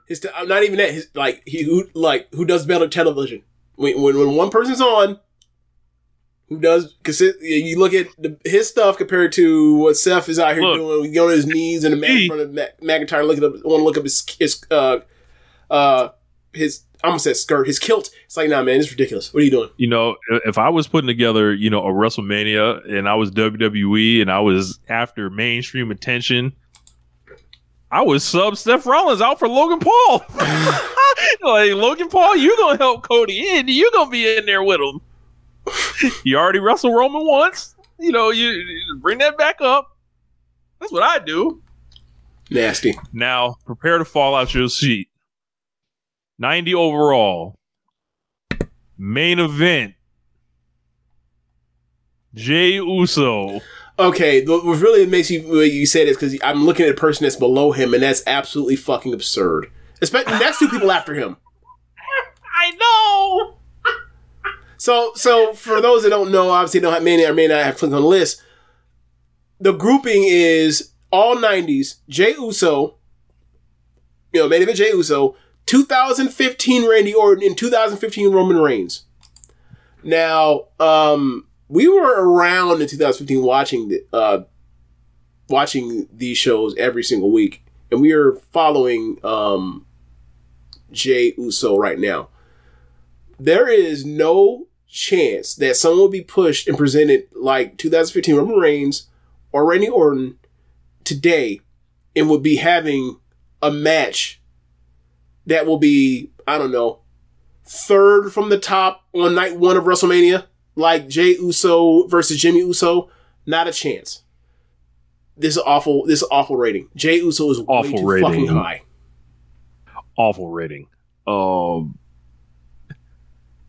right. And now, when we lived in it, right? The thing about this rating thing is, right? How about we just go back to 2K16 and see Roman Reigns and Randy Orton rated? I guarantee they weren't both rated 90. They were rated like 95 or some shit back then. Yeah. So what are we doing? Yeah. That's one thing I've also never understood in the games. I'll be like, hey, man, I'll pull up the old 2K. Especially it started happening with Jordan. Like, they started randomly making Jordan like 98 overall. And it's like, no, that was never the case. Right. What are we doing? Right. 89. So get ready. There's a lot here. I'm gonna just reel these off because I think the 89 is this year's 88. All right. So for the 89s, we have JBL, Macho Man Randy Savage, way too low. Batista, Kurt Angle, Bobby Lashley, Drew McIntyre, 2002 Hulk Hogan, 2015 Seth Rollins, 2020 John Cena, Shawn Michaels in 2005, Stone Cold Steve Austin in 2007, in 1997, John Cena at WrestleMania 30. Where to begin? One. Well, Macho Man, real quick. way too fucking low. Yeah, way too low. He is historically someone that has like similar to Bret Hart, except worse, where it's like this person maybe not Mount Rushmore in WWE history, but is definitely definitely is in the pantheon somewhere on Mount Olympus with the other gods, right? Like he's somewhere in that Kevin Durant range. Like he may not be one of the 5 greatest basketball players of all time, but like you can't tell me he's not one of the 15. And that's where we are in WWE history with Randy Savage. And he's routinely, for whatever reason, I'm not going to get into it and speculation around that shit because none of it's ever been substantiated, whatever. I'm moving on. Like, it makes no sense for him to be rated this low. None. It's an embarrassment, quite frankly. It's like a misjustice to your own history when you love to tout it. Like, before Macho Man Randy Savage died, like, you could have made the argument that he is someone that could have been a candidate for Mount Rushmore, and that includes like having to choose between like Hogan and Austin and Rock and Bruno Sammartino.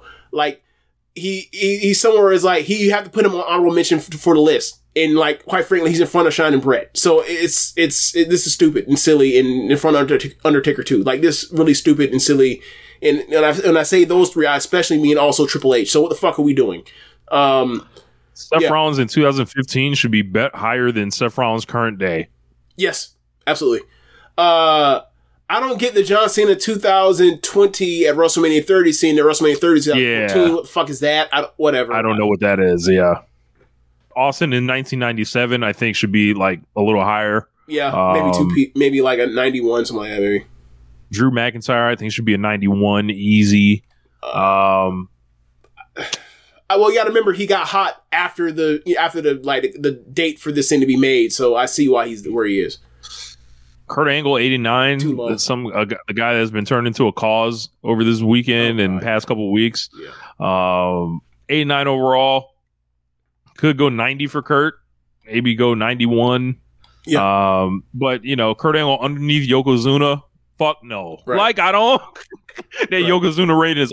Yokozuna is better than all these people. You tell me Yokozuna is better than the Macho Man? I know. He threw him out the 93 Royal Rumble. I understand. But absolutely not. We're not doing it. Well, Rich, when you bring that up, it's like, well, maybe Randy Savage should be where he is because this dumbass thought that I'm going to pin Yokozuna in a fucking over-the-top battle royal. Maybe... He was crazy. That is true. He was crazy, yes. He was crazy. 88 overall. L.A. Knight. Oh, boy. This was his big bump. This is like that one year when Jinder Mahal got it, and he went up to 88 overall. This is what it was. Got a tweet from The Rock coming in. Hold on. We're going to pull that up. Uh-oh. He sure did. Shut the fuck up, you goof. Cody cooked you. Oh, man.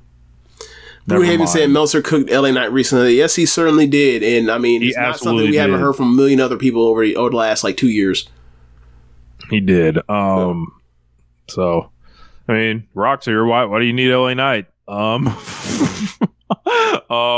Kevin Nash, 88. Oh, fine.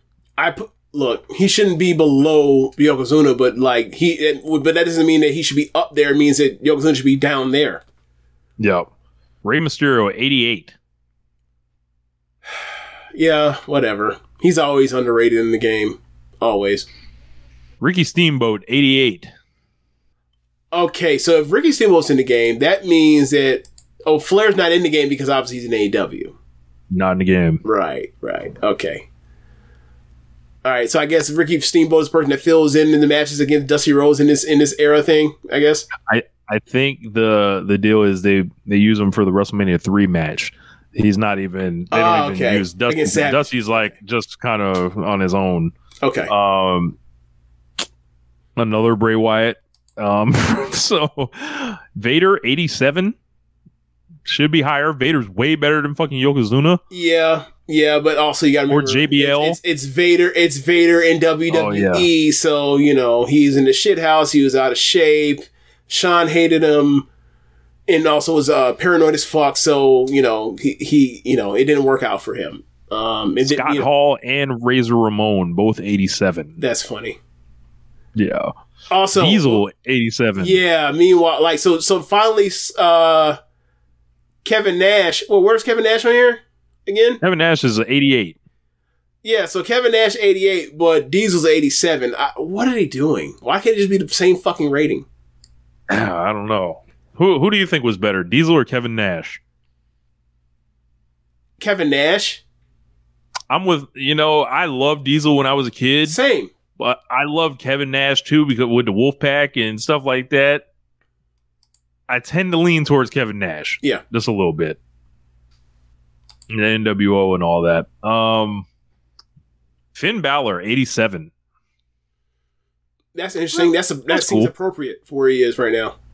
That Yokozuna rating is still awful. That one's sticking out. Yes, it is. It's sticking out. I think it might have replaced that Seth one. Sami Zayn, 87. He's about to be an Intercontinental champion, isn't he? Maybe. Old man Shawn Michaels, 87. Wait, so is this like Saudi Arabia Shawn? Yes. Oof. So this is bald Shawn. Okay. Old man Shawn Michaels. Bro, how many fucking Bray Wyatts are on this thing? Bro, there's tons of them, bro. Another Bray Wyatt at 87. All right. Umaga, 86. Yeah. No, there's some more. There's some more to get to. We really got to go through more of this shit. All right. 85 is where we cutting off at. All right. So 86 is where we're cutting off. We're not going below 80. We're not going 85. Bro. We got to move on. There are ones that are below that are fucking mind-boggling. Right, but like once we start talking about like Wade Barrett, is like, what the fuck are we doing? Why are we continuing this? For who? For what? Solo Sikoa, 86. What do you think will be rated next year on the 2K26 edition? He might go up. It don't look like it. I don't think so. What's he doing at WrestleMania? Besides, cornering for Roman. He's in the main event. Headlining. Just like last year. Headlining. Wow. Main event Solo Sikoa. Sheamus, 86. Kevin Owens. Go ahead, Reggie. 86. Give him the business. How fucking dare they put Sheamus at 86? Solo Sikoa, trash. Right. Yokozuna, trash. All right. This seems like there's LA Knight, trash. Okay. All right. Gotta throw him off the pattern. Okay. Hold on. What are you trying to say? JBL, trash. Yeah. Yep. Trash. Yeah. You got Sheamus sitting way down there. What the fuck? Kevin Owens, 86. Old man Stone Cold Steve Austin, 86. Mankind, 86. That's a real bad one. Real bad one. Yes, it is. He should be at worst at 90. At worst. Robertson, DiBiase, both 85s. Kevin Owens at 86. Sami Zayn at 87. They should be equal in number, but whatever. AJ Styles, 85. And I think I'm done because I'm looking at these other 85s and it ain't worth it because 85 is Wade Barrett. Like, what? What are we doing? We'll just cherry pick a few interesting ones. Bret Hart in 1992 is the same rating as Dom Mysterio. Get fucked. Rich, 94 Shawn Michaels, 85. That is sick. Harley Race is 84. Sick. Piper is 84. Ilya Dragunov and The Miz have the same rating, James. Kofi Kingston, 80 overall. The entire New Day. Big E, 78 overall. Wow. The same as Bad Bunny. Former champion. Tyler Bates, 76. Montez Ford, 76. Baron Corbin, 76. Tommaso Ciampa, 76. William Regal, 76. Where's your boy? 1997 Eddie Guerrero, 76. What? What the fuck? 1997 Eddie Guerrero. One of the, two handfuls of best wrestlers in the world at that point in time. Okay, sure. Karrion Kross 75. Johnny Gargano 74. What? Look, Rey man, Mysterio Jr. in WCW 74. it's fucking ridiculous. The same as Mark Coffey, James. The same as, oh my God. The same as Joe Gacy, Luke Gallows, Andre Chase, Cameron Grimes, Ludwig Kaiser. And keep in mind, like, Grimes and Kaiser are good wrestlers, but you get my point. Axiom's a good wrestler as well, but you get my point. Like, Rey Mysterio Jr. is like one of the most influential wrestlers of our lifetimes. What are they doing? Yeah. Smoking crack rock for in these ratings. In 96, 97 is some of his most influential years. It's like, what are we doing? Austin Theory Dragon 72, Lee. yikes. Let's see. All right. I can't do this no more. We gotta go. This is bad, man. Yeah, it's bad. This is bad, man. Our Truth might end up being a tag champion. He's 67 right now. Interesting. Unreal, man. Yeah. Oh, all right. fuck. Now where do we go from here? Any big business you want to talk about? I mean, Jay White and Darby having his life saved potentially. Thank God for Darby Allin's foot breaking. He kept his ass off that mountain. You know, he'd been training all over the world. He's been in China. He's been doing all this other shit, trying to get ready to scale that mountain and all that. And he cut that promo last week, and that shit felt ominous. Well, and he was talking, and he sounded like he was nervous. Like, yeah, I might actually I might not make it. And I was like, hey, bro, if you feel that way, you might want to reconsider. Read some literature on the subject. Anyway, yeah. That man uploaded that foot. I've never been so happy to see somebody injured. Boy, I thought you were going to say I never was so happy to see some feet. I was like, hey, you are insane, sir. What are you talking about? Absolutely not, sir. What? Look, I don't know who's listening to this show. I'm sure we got some feet sickos in the audience somewhere. I just want to let y'all know. Y'all can listen to the show, but don't tell us about that shit. Hey, man. We will roast you. Yeah. I mean, look, just based off percentage, there's bound to be some foot freaks in here. Shout out to y'all. Yeah. Brewhaven said Tunnel Talk is pro feet. I did not know that. No, he asked a question. He said, "Is Tunnel Talk pro feet?" You gotta correct that. Gotta correct that before that goes over the airwaves. You gotta ask them. You gotta ask them. Leave them a comment. I ain't asking, so you gotta ask them. And a rating, so you can request them to watch a match, and then ask them, are they pro feet? And I'm sure they'll tell you. When you ask them, make sure do not mention One Nation Radio, Rich Lotta, or James Boyd. I want nothing to do with it. You ask on your own volition. I know they listen to the podcast. I want to be like, hey, have enough respect to say, like, leave me out of it. I want nothing to do with the foot talk. Leave me out. Man, I'm out. If they're ever getting One Nation Radio out of here, it is not for some fucking feet ever. Nope. Y'all will not have me out here looking like the pizza man that was on Twitter, Dan Gore. Like, yeah, he was asking me to win by feet, so he had to actually lose his podcast, his platform. Absolutely not. Absolutely not. I forgot about that. Yeah, man. Since we here, a couple months ago, somebody asked, "What?" By Zach wrote Rex Ryan in the comments. Yeah. Anyway, a couple months ago, someone asked me if I like having my toes sucked. I've never laughed harder in my life, Rich. Never laughed harder in my life. I was like, what? No.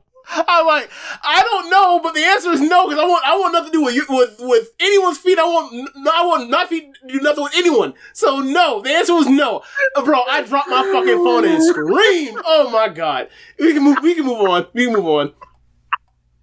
I don't know where we go off of that. I just couldn't believe it. I was just like, wait, what? I was.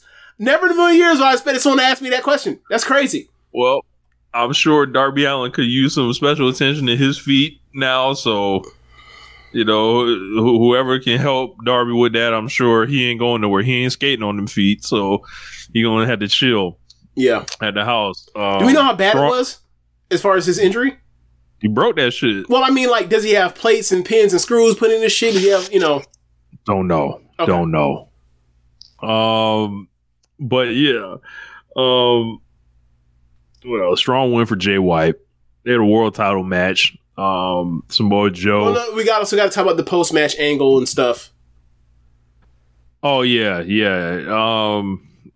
Like Dewey, I guess they broke up the Bang Bang Scissor Gang. Like what is this going to lead to? Just this is the program all along they were trying to get to for the trios titles. Finally going Bang Bang Scissor Gang to give Jay White a belt. Is this what this was? I guess. Don't know. Don't care. I'm right there with you. No. I thought that's how your feeling was. I'm going to say I kind of feel the same way. Don't care. This was like the. We didn't book Jay White for the pay-per-view, so this is a big win and also like an angle to show that he's still important. Yeah. So we have to do this to get people to pretend like he's still a big deal, even though we have Will Ospreay and Kenny Omega and hurt right now, and also Okada right now. So we have the people that were like pretending that they like Jay White because they thought he was going to WWE, and then like ultimately he didn't end up going to WWE, even though everyone thought he was. Like, you still have to keep. Now he's going. A cause. Yeah. And like, don't get me wrong, he does good work, but he's, they put him on Saturdays for a reason. Samoa Joe beat Wardlow. I thought this was the best match Joe and Wardlow have had with each other. Yes. There was like flashes of the old Wardlow kind of in this match, but he was there there was a job to be done. Do you think he's still hammered with the knee? Because it kind of felt like it at times. I don't know if he was selling or if that's actually just like, it is my big shot, I got to suck it up. I didn't notice. I didn't notice. I thought he did a good as a match that they could do. Okay. And the crowd was hot for it. Yeah. And he was like, all right, Wardlow's like, he lost and he got to move on. But I'm like, yeah, man, like, this is Wardlow's ceiling. He's a challenger. Yep. Like, in this promotion, like, he can be a gatekeeper in a heavy. Yeah. This shit goes like 12 to 15 deep of like super workers, like, that can be at the top at any given time, right?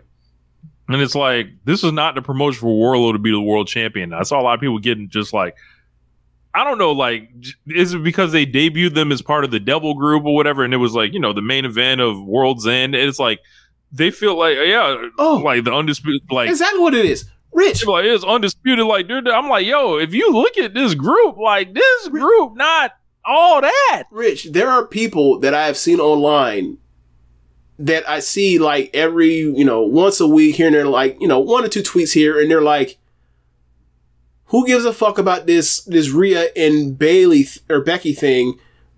Like, Bailey versus Io should main event one of the nights of WrestleMania. I saw that. And I'm like, oh, so you guys are so, y'all are crazy. You guys like stories so much that you guys can't, you guys just realize because something goes on a long time that like that actually means it's compelling. No.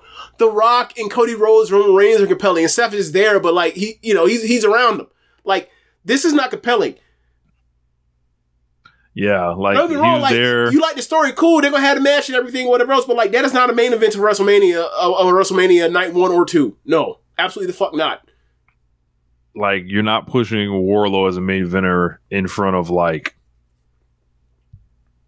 all these people. Right. Like, and again, like, I can list them off. And the reason why I mentioned the Bailey thing is to get to the point of saying, like, yes, the Undisputed Kingdom thing had this long running story, and like, it got executed, it got put through, but that is a mid-card act. And we don't need to pretend, we don't have to force feed into the main event when we have what we have on this roster. That'd be ridiculous. Like, we're not pushing Adam Cole, who's still in a fucking wheelchair in like month 6, like, at the expense of Swerve or Heyman Page or John Moxley. That would be ridiculous. He's in a wheelchair. He has no aura. We talked about that last week. The wheelchair devoids anyone of aura. Look, the lightning can come down when Rock comes out there, and Rock can roll his ass out there, and when he does the goosebumps, whatever else, it wouldn't hit the same. It wouldn't hit the same in a wheelchair. It just wouldn't. Yeah. At one point, I want to bring a comment up. Great Devlin says the people that were arguing for Wardlow to win the war, or there were people that were arguing for Wardlow to win the world title in 2022 and won't let it go. There was a window there. Yes, it was. They could have did it where he was over and all that, but they missed that point. It wasn't for him. Right. Like the belt went a couple different ways. Right. He went a few different ways. Right. Like not comparing the talent, because Wardlow's obviously more talented, but like there was absolutely a point in time in 2012 to 13 where Ryback could have been WWE champion. Braun Strowman in 2017 could have been the WWE champion. Or the Universal champion, whatever the fuck the belt was, the top champion in WWE. The window was missed. It's over. It's closed. Like, the odds of it opening back up are very slim now, given where we are with this roster. Yep. That's how the cookie crumbles sometimes. After this match, Swerve stormed down with a chain in his hand, looking possessed. And he wants Samoa Joe, and made a beeline for him. Whoop some geeks. Yes, he did. Which is always fun. So, yeah, go ahead. Sorry. Yeah. What else did we have on Big Business? We had... we had a few things, but I just wanted to point out that I sent you a message, opening 35 minutes of Big Business. Mercedes debut in promo. World title match featuring 2 super heavyweights. A picture-in-picture commercial showcasing wrestlers as badasses, dedicated athletes, or larger-than-life characters. The next top title challenger comes down to the ring laying out security with a weapon. Then we get a pre-tape interview of Meddlesome Management and their pan-picked favorite bullying an interviewer. Then like I said, I don't want to hear shit about AEW not trying to attract casual fans this week. That whole 35 minutes screams WWE. Screams it. Howls it. Hollers it. Bellows it. Don't want to hear it. Don't want to hear it. They tried. And they got the rating they got. And it is what it is. Can we get back to the Darby Allin Jay White matches? Can we get back to the Will Ospreay versus Kyle Fletcher matches? Okay, we've tried it, and I've enjoyed these last 2 weeks of shows post Revolution. I've really enjoyed them, but we tried it. It didn't necessarily work in the way that people say that, like, this is what you do to get the casual fans. They did all this shit to get the casual fans because they followed WWE playbook, and WWE's all about getting casual fans. It didn't work. So, like, can we go back to, like, having the same exact fucking rating, but putting on better in-ring matches? Or do we need another week of this? Not saying... I thought it was a great show. I did too, but my point is still my point. It didn't... AEW is so good, they just got to start focusing on trying to get the casuals. They've done it for 2 weeks. When are they going to show up? How many more weeks we got to go into trying to get the casuals to they see, oh damn, it still is 800,000 or it's still under like 850,000 to 900,000 before people be like, yeah man, it's bullshit. And it's actually just like a fallacy that people do say this all the time. I just think they need to piss people off. And people just want AEW to have its own identity. It has pulled out and made over the last almost 5 years at this point. Yeah, I think they just need a book to piss people off. The more they can cry and recycle these same arguments, that's what I like. But we'll keep tracking this because look, the ratings are gone after they just show back up. So we'll see. You'll keep seeing how this goes the next month or so, or until we get to Dynasty. If these are still the same shows, they're still great shows. I'm not knocking the shows for them not being great. They're still great shows, but they're definitely different than the AEW we have seen the last almost 5 years. And if the rating don't go up, we'll have our answer. And we're already 2 weeks in, and I already see I already have an inkling of what this means. So, we had the Elite, Kazuchika Okada and the Young Bucks against Eddie Kingston, Pac, and who else was it? Eddie Kingston, Pac, and Penta. Yeah. Rainmaker after the dick kick. This was this was Road to Dynasty Night 5. Tag 5. Tag 5, like it says on Cage Match. Yeah. And I thought this was awesome. Kazuchika Okada was bullying Marvez. in the interview, he was speaking English. I love Okada being in this promotion. Yeah. I love it so much. He's done so well so far. So well. Rainmaker to Eddie Kingston set it up. They didn't fuck around. They announced the match immediately. It was like, fuck the pay-per-view is next week. We strapping them up. Yeah.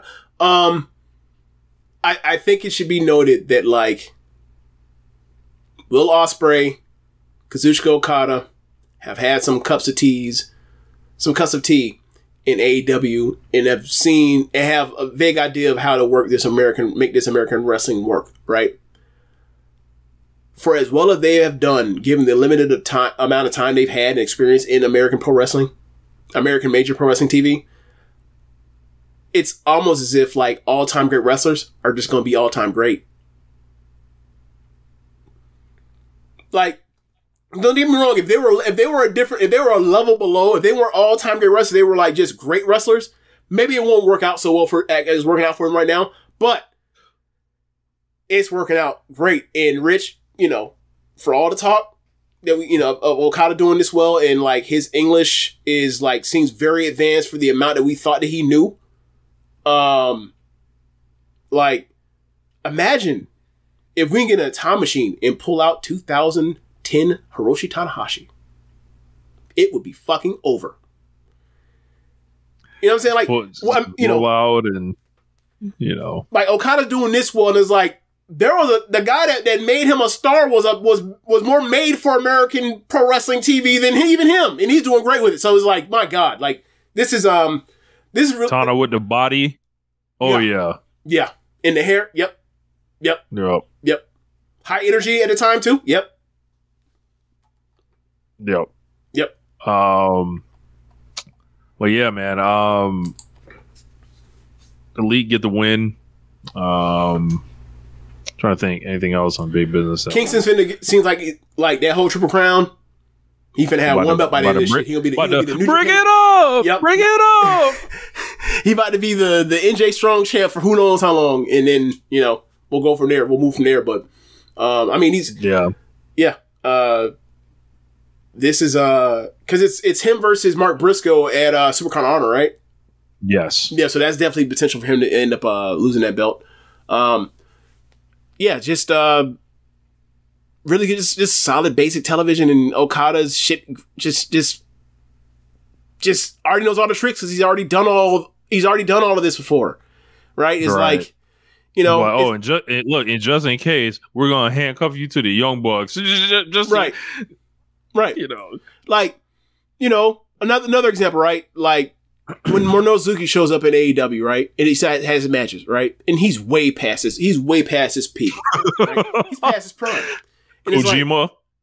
And it's like, bro, like, can you imagine if Minoru Suzuki from 2017 was on AEW television as opposed to 2022 through 24 Minoru Suzuki? Do you understand what, like, the level of people that, like, the things that we were told that, like, because of WWE, of like what can work on television that's American Pro Wrestling or whatever, like, oh man, that bell rings, he's fucking terrifying. He'll slap the shit out you. He'll like roll your leg up. Like, best facial expressions during matches in the business. Still, whatever. Yeah, man. There was there was some shit from Suzuki that I used to enjoy. Like around the time he was still getting IWGP title matches. Like, so he would. Go ahead. Sorry. Like 17, I think, maybe 18. I think the last one I remember was like 2019 for sure. Like, he had that match, and it was like Quest, right? I think Royal Quest was the last one he got. Yeah. But I was thinking of the one where he fought him at New Beginning. So that might have been like a couple years before that even. And it was like... Was it during the Okada title run? I think that was 17. 2017. He had just... Didn't he come back for that? Didn't Suzuki come back after Wrestle Kingdom for that? Yeah.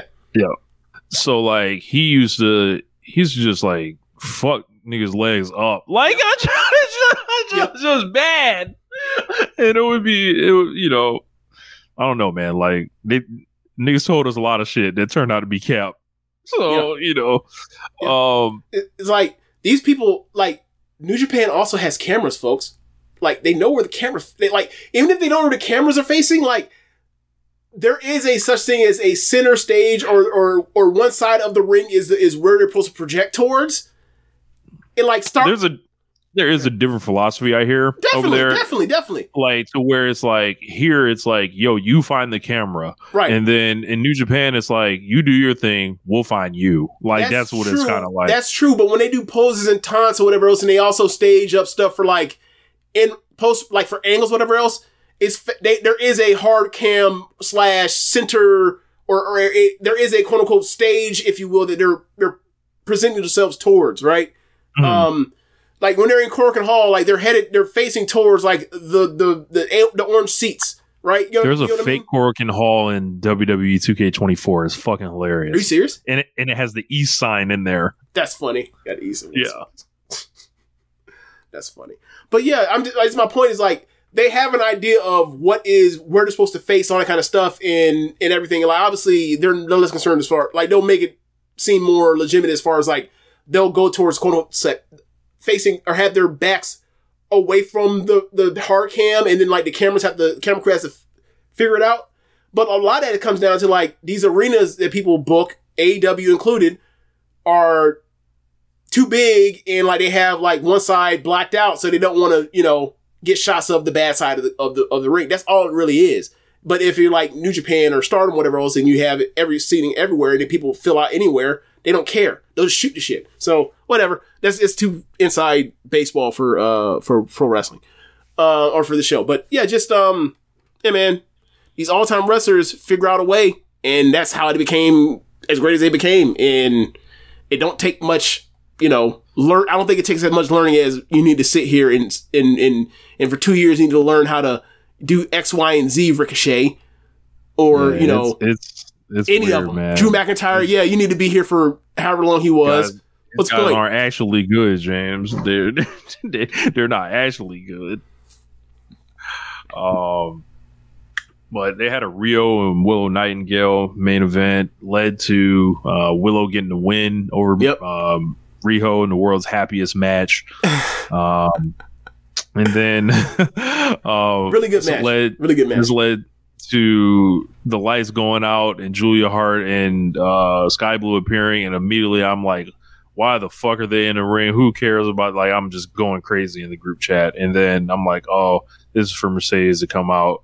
CEO music hits again. She comes out, change the gear, essentially. Yes. They lay out the Spooky Twins and kind of embrace each other after the match. Willow's like, all right, like, we got smoke kind of, but, I thank you for this. And it looks like there's going to be at least a tag match. And then whatever the fuck's going on, Mercedes going to speak on Wednesday about it. Yeah. But, I can't think of anything else unless I'm missing something from the show. I mean, I think you got the key points. Yeah.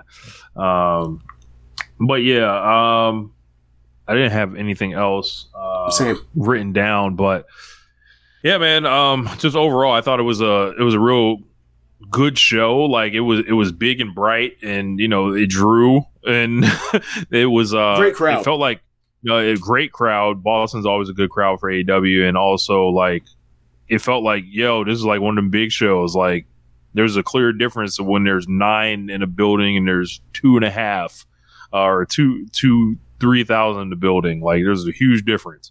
So ticket sales seem to be, they're going to Canada now. So Toronto, we'll see how they do in there. Wednesday, right?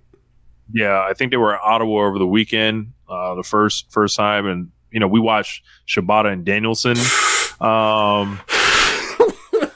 Forgot about that one. A. Matchington, man. Yeah, man. I sent a tweet that led to perhaps the worst tweet ever sent out on the platform. That person got absolutely ratioed to hell, to the point where like Dax from FTR was jumping in on them. It was that bad. It was that bad. You can find and motherfuckers screenshot it. Fruit sometimes wrestlers.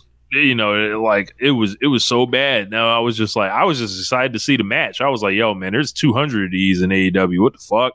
This is great. Let's go. And then I saw someone reply to you and be like, name them. I was like, I don't think you know how this works. Like, like the G1 climax, that's not like before we even include like the final, like in 20 wrestlers, that's 90 right there. You don't think there's like 25 wrestlers in AEW you could do this with? Because there is. Sorry, you're wrong.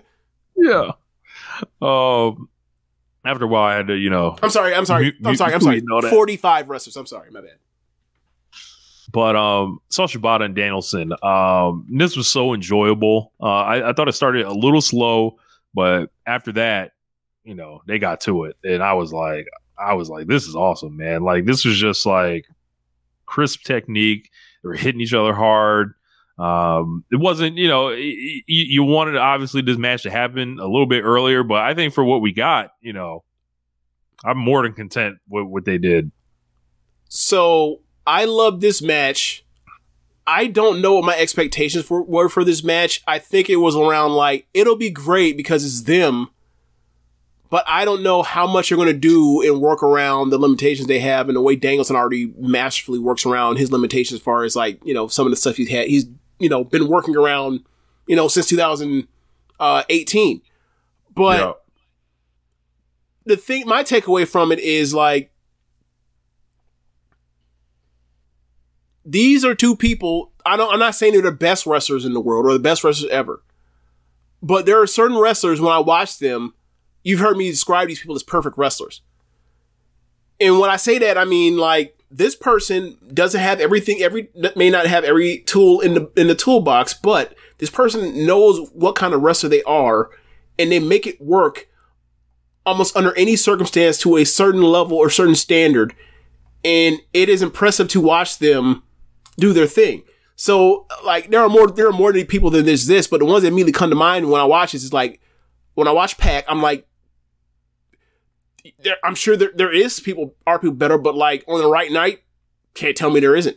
As far as the way he can control his body, agility he has, the way he never fucks up anything almost ever. And when in the times that he fucks up something, you probably remember them. Same thing when AJ Styles was in AEW, was in WWE in New Japan. And like until like up until like 2017, where AJ was kind of got that feeling with him. Okada, Danielson, Shuri, Shibata. I'm just like, I'm watching this match and I'm watching them, mat wrestle, chain wrestle, get each other in and out of submissions or whatever else, and in predicaments.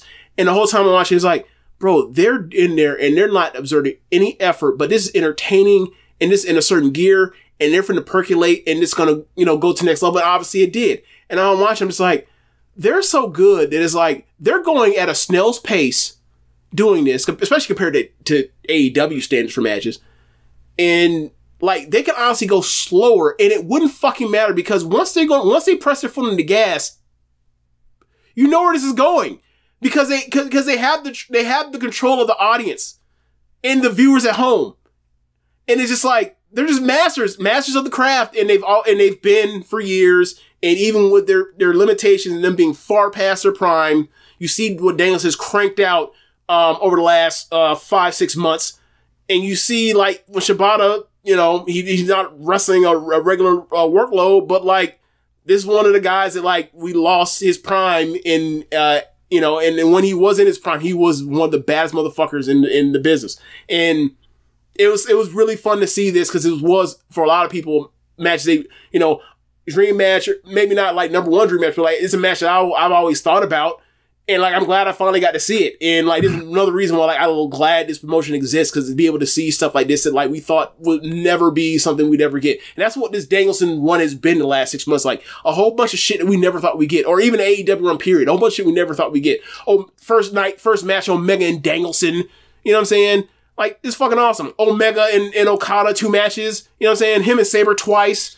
This has been a fucking blast. Him and Eddie over the matches they've had over the years. Now, like, this has been a fucking blast. And I'm so glad that, like, he's left WWE to do this. And, like, it goes back to the Moxley and Mercedes thing. Like, you have proof of concept. You have a passion to do this. There is another place to do it. If you have whatever, feel like you're creatively stifled, or you feel unfilled or whatever else.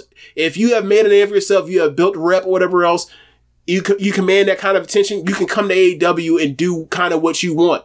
And you get to see them. And let's get them in there with Ishii. Oh my God. I never thought do of that. match, but yeah, that'd be amazing too. I'm so glad this place exists.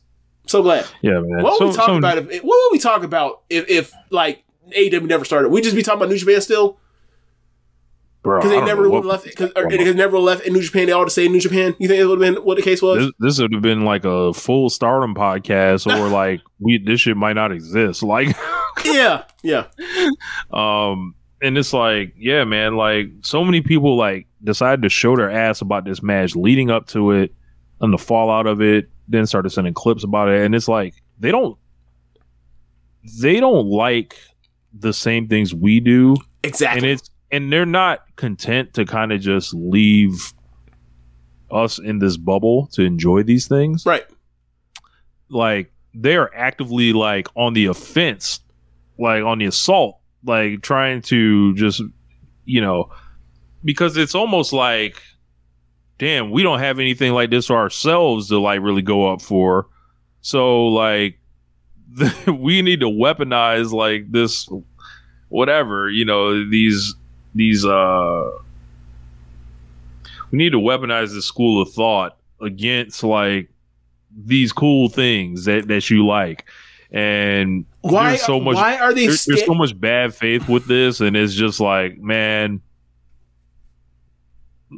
I can't imagine a wrestling world where this doesn't exist right now, because it's like we did that, and I got to tell you, it was not, like the peak of like New Japan, like it was great and all that, but like in like WWE was like, it was trash. We know this, but people, they can't allow themselves to think WWE was trash. Wow, but while they won't admit that, they'll talk about how much they enjoy what WWE is doing now. But they won't come back and be like, yeah, that gender shit was fucking ridiculous.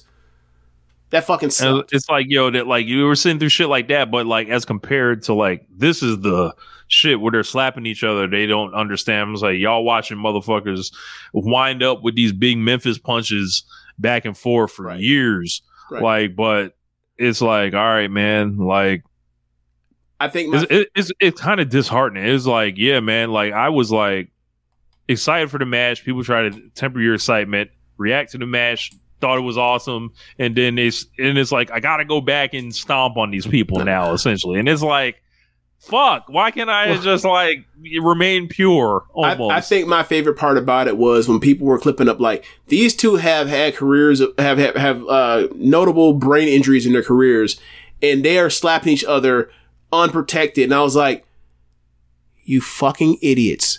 They are slapping each other in the fucking neck. Yeah.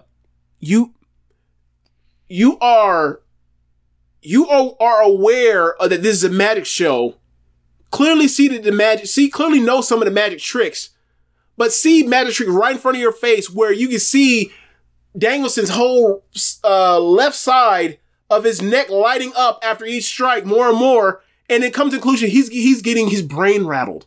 You guys, these aren't even original thoughts. These aren't even original thoughts. They just fucking come from one or two places and get fucking parroted. Like, and it's just like, I can't even think for yourselves, man. Like y'all, we don't respect that shit. Like, fuck out of here, man. Like, yeah.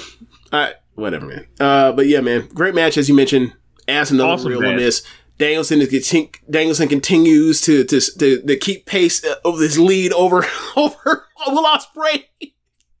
That British man is coming. Yeah.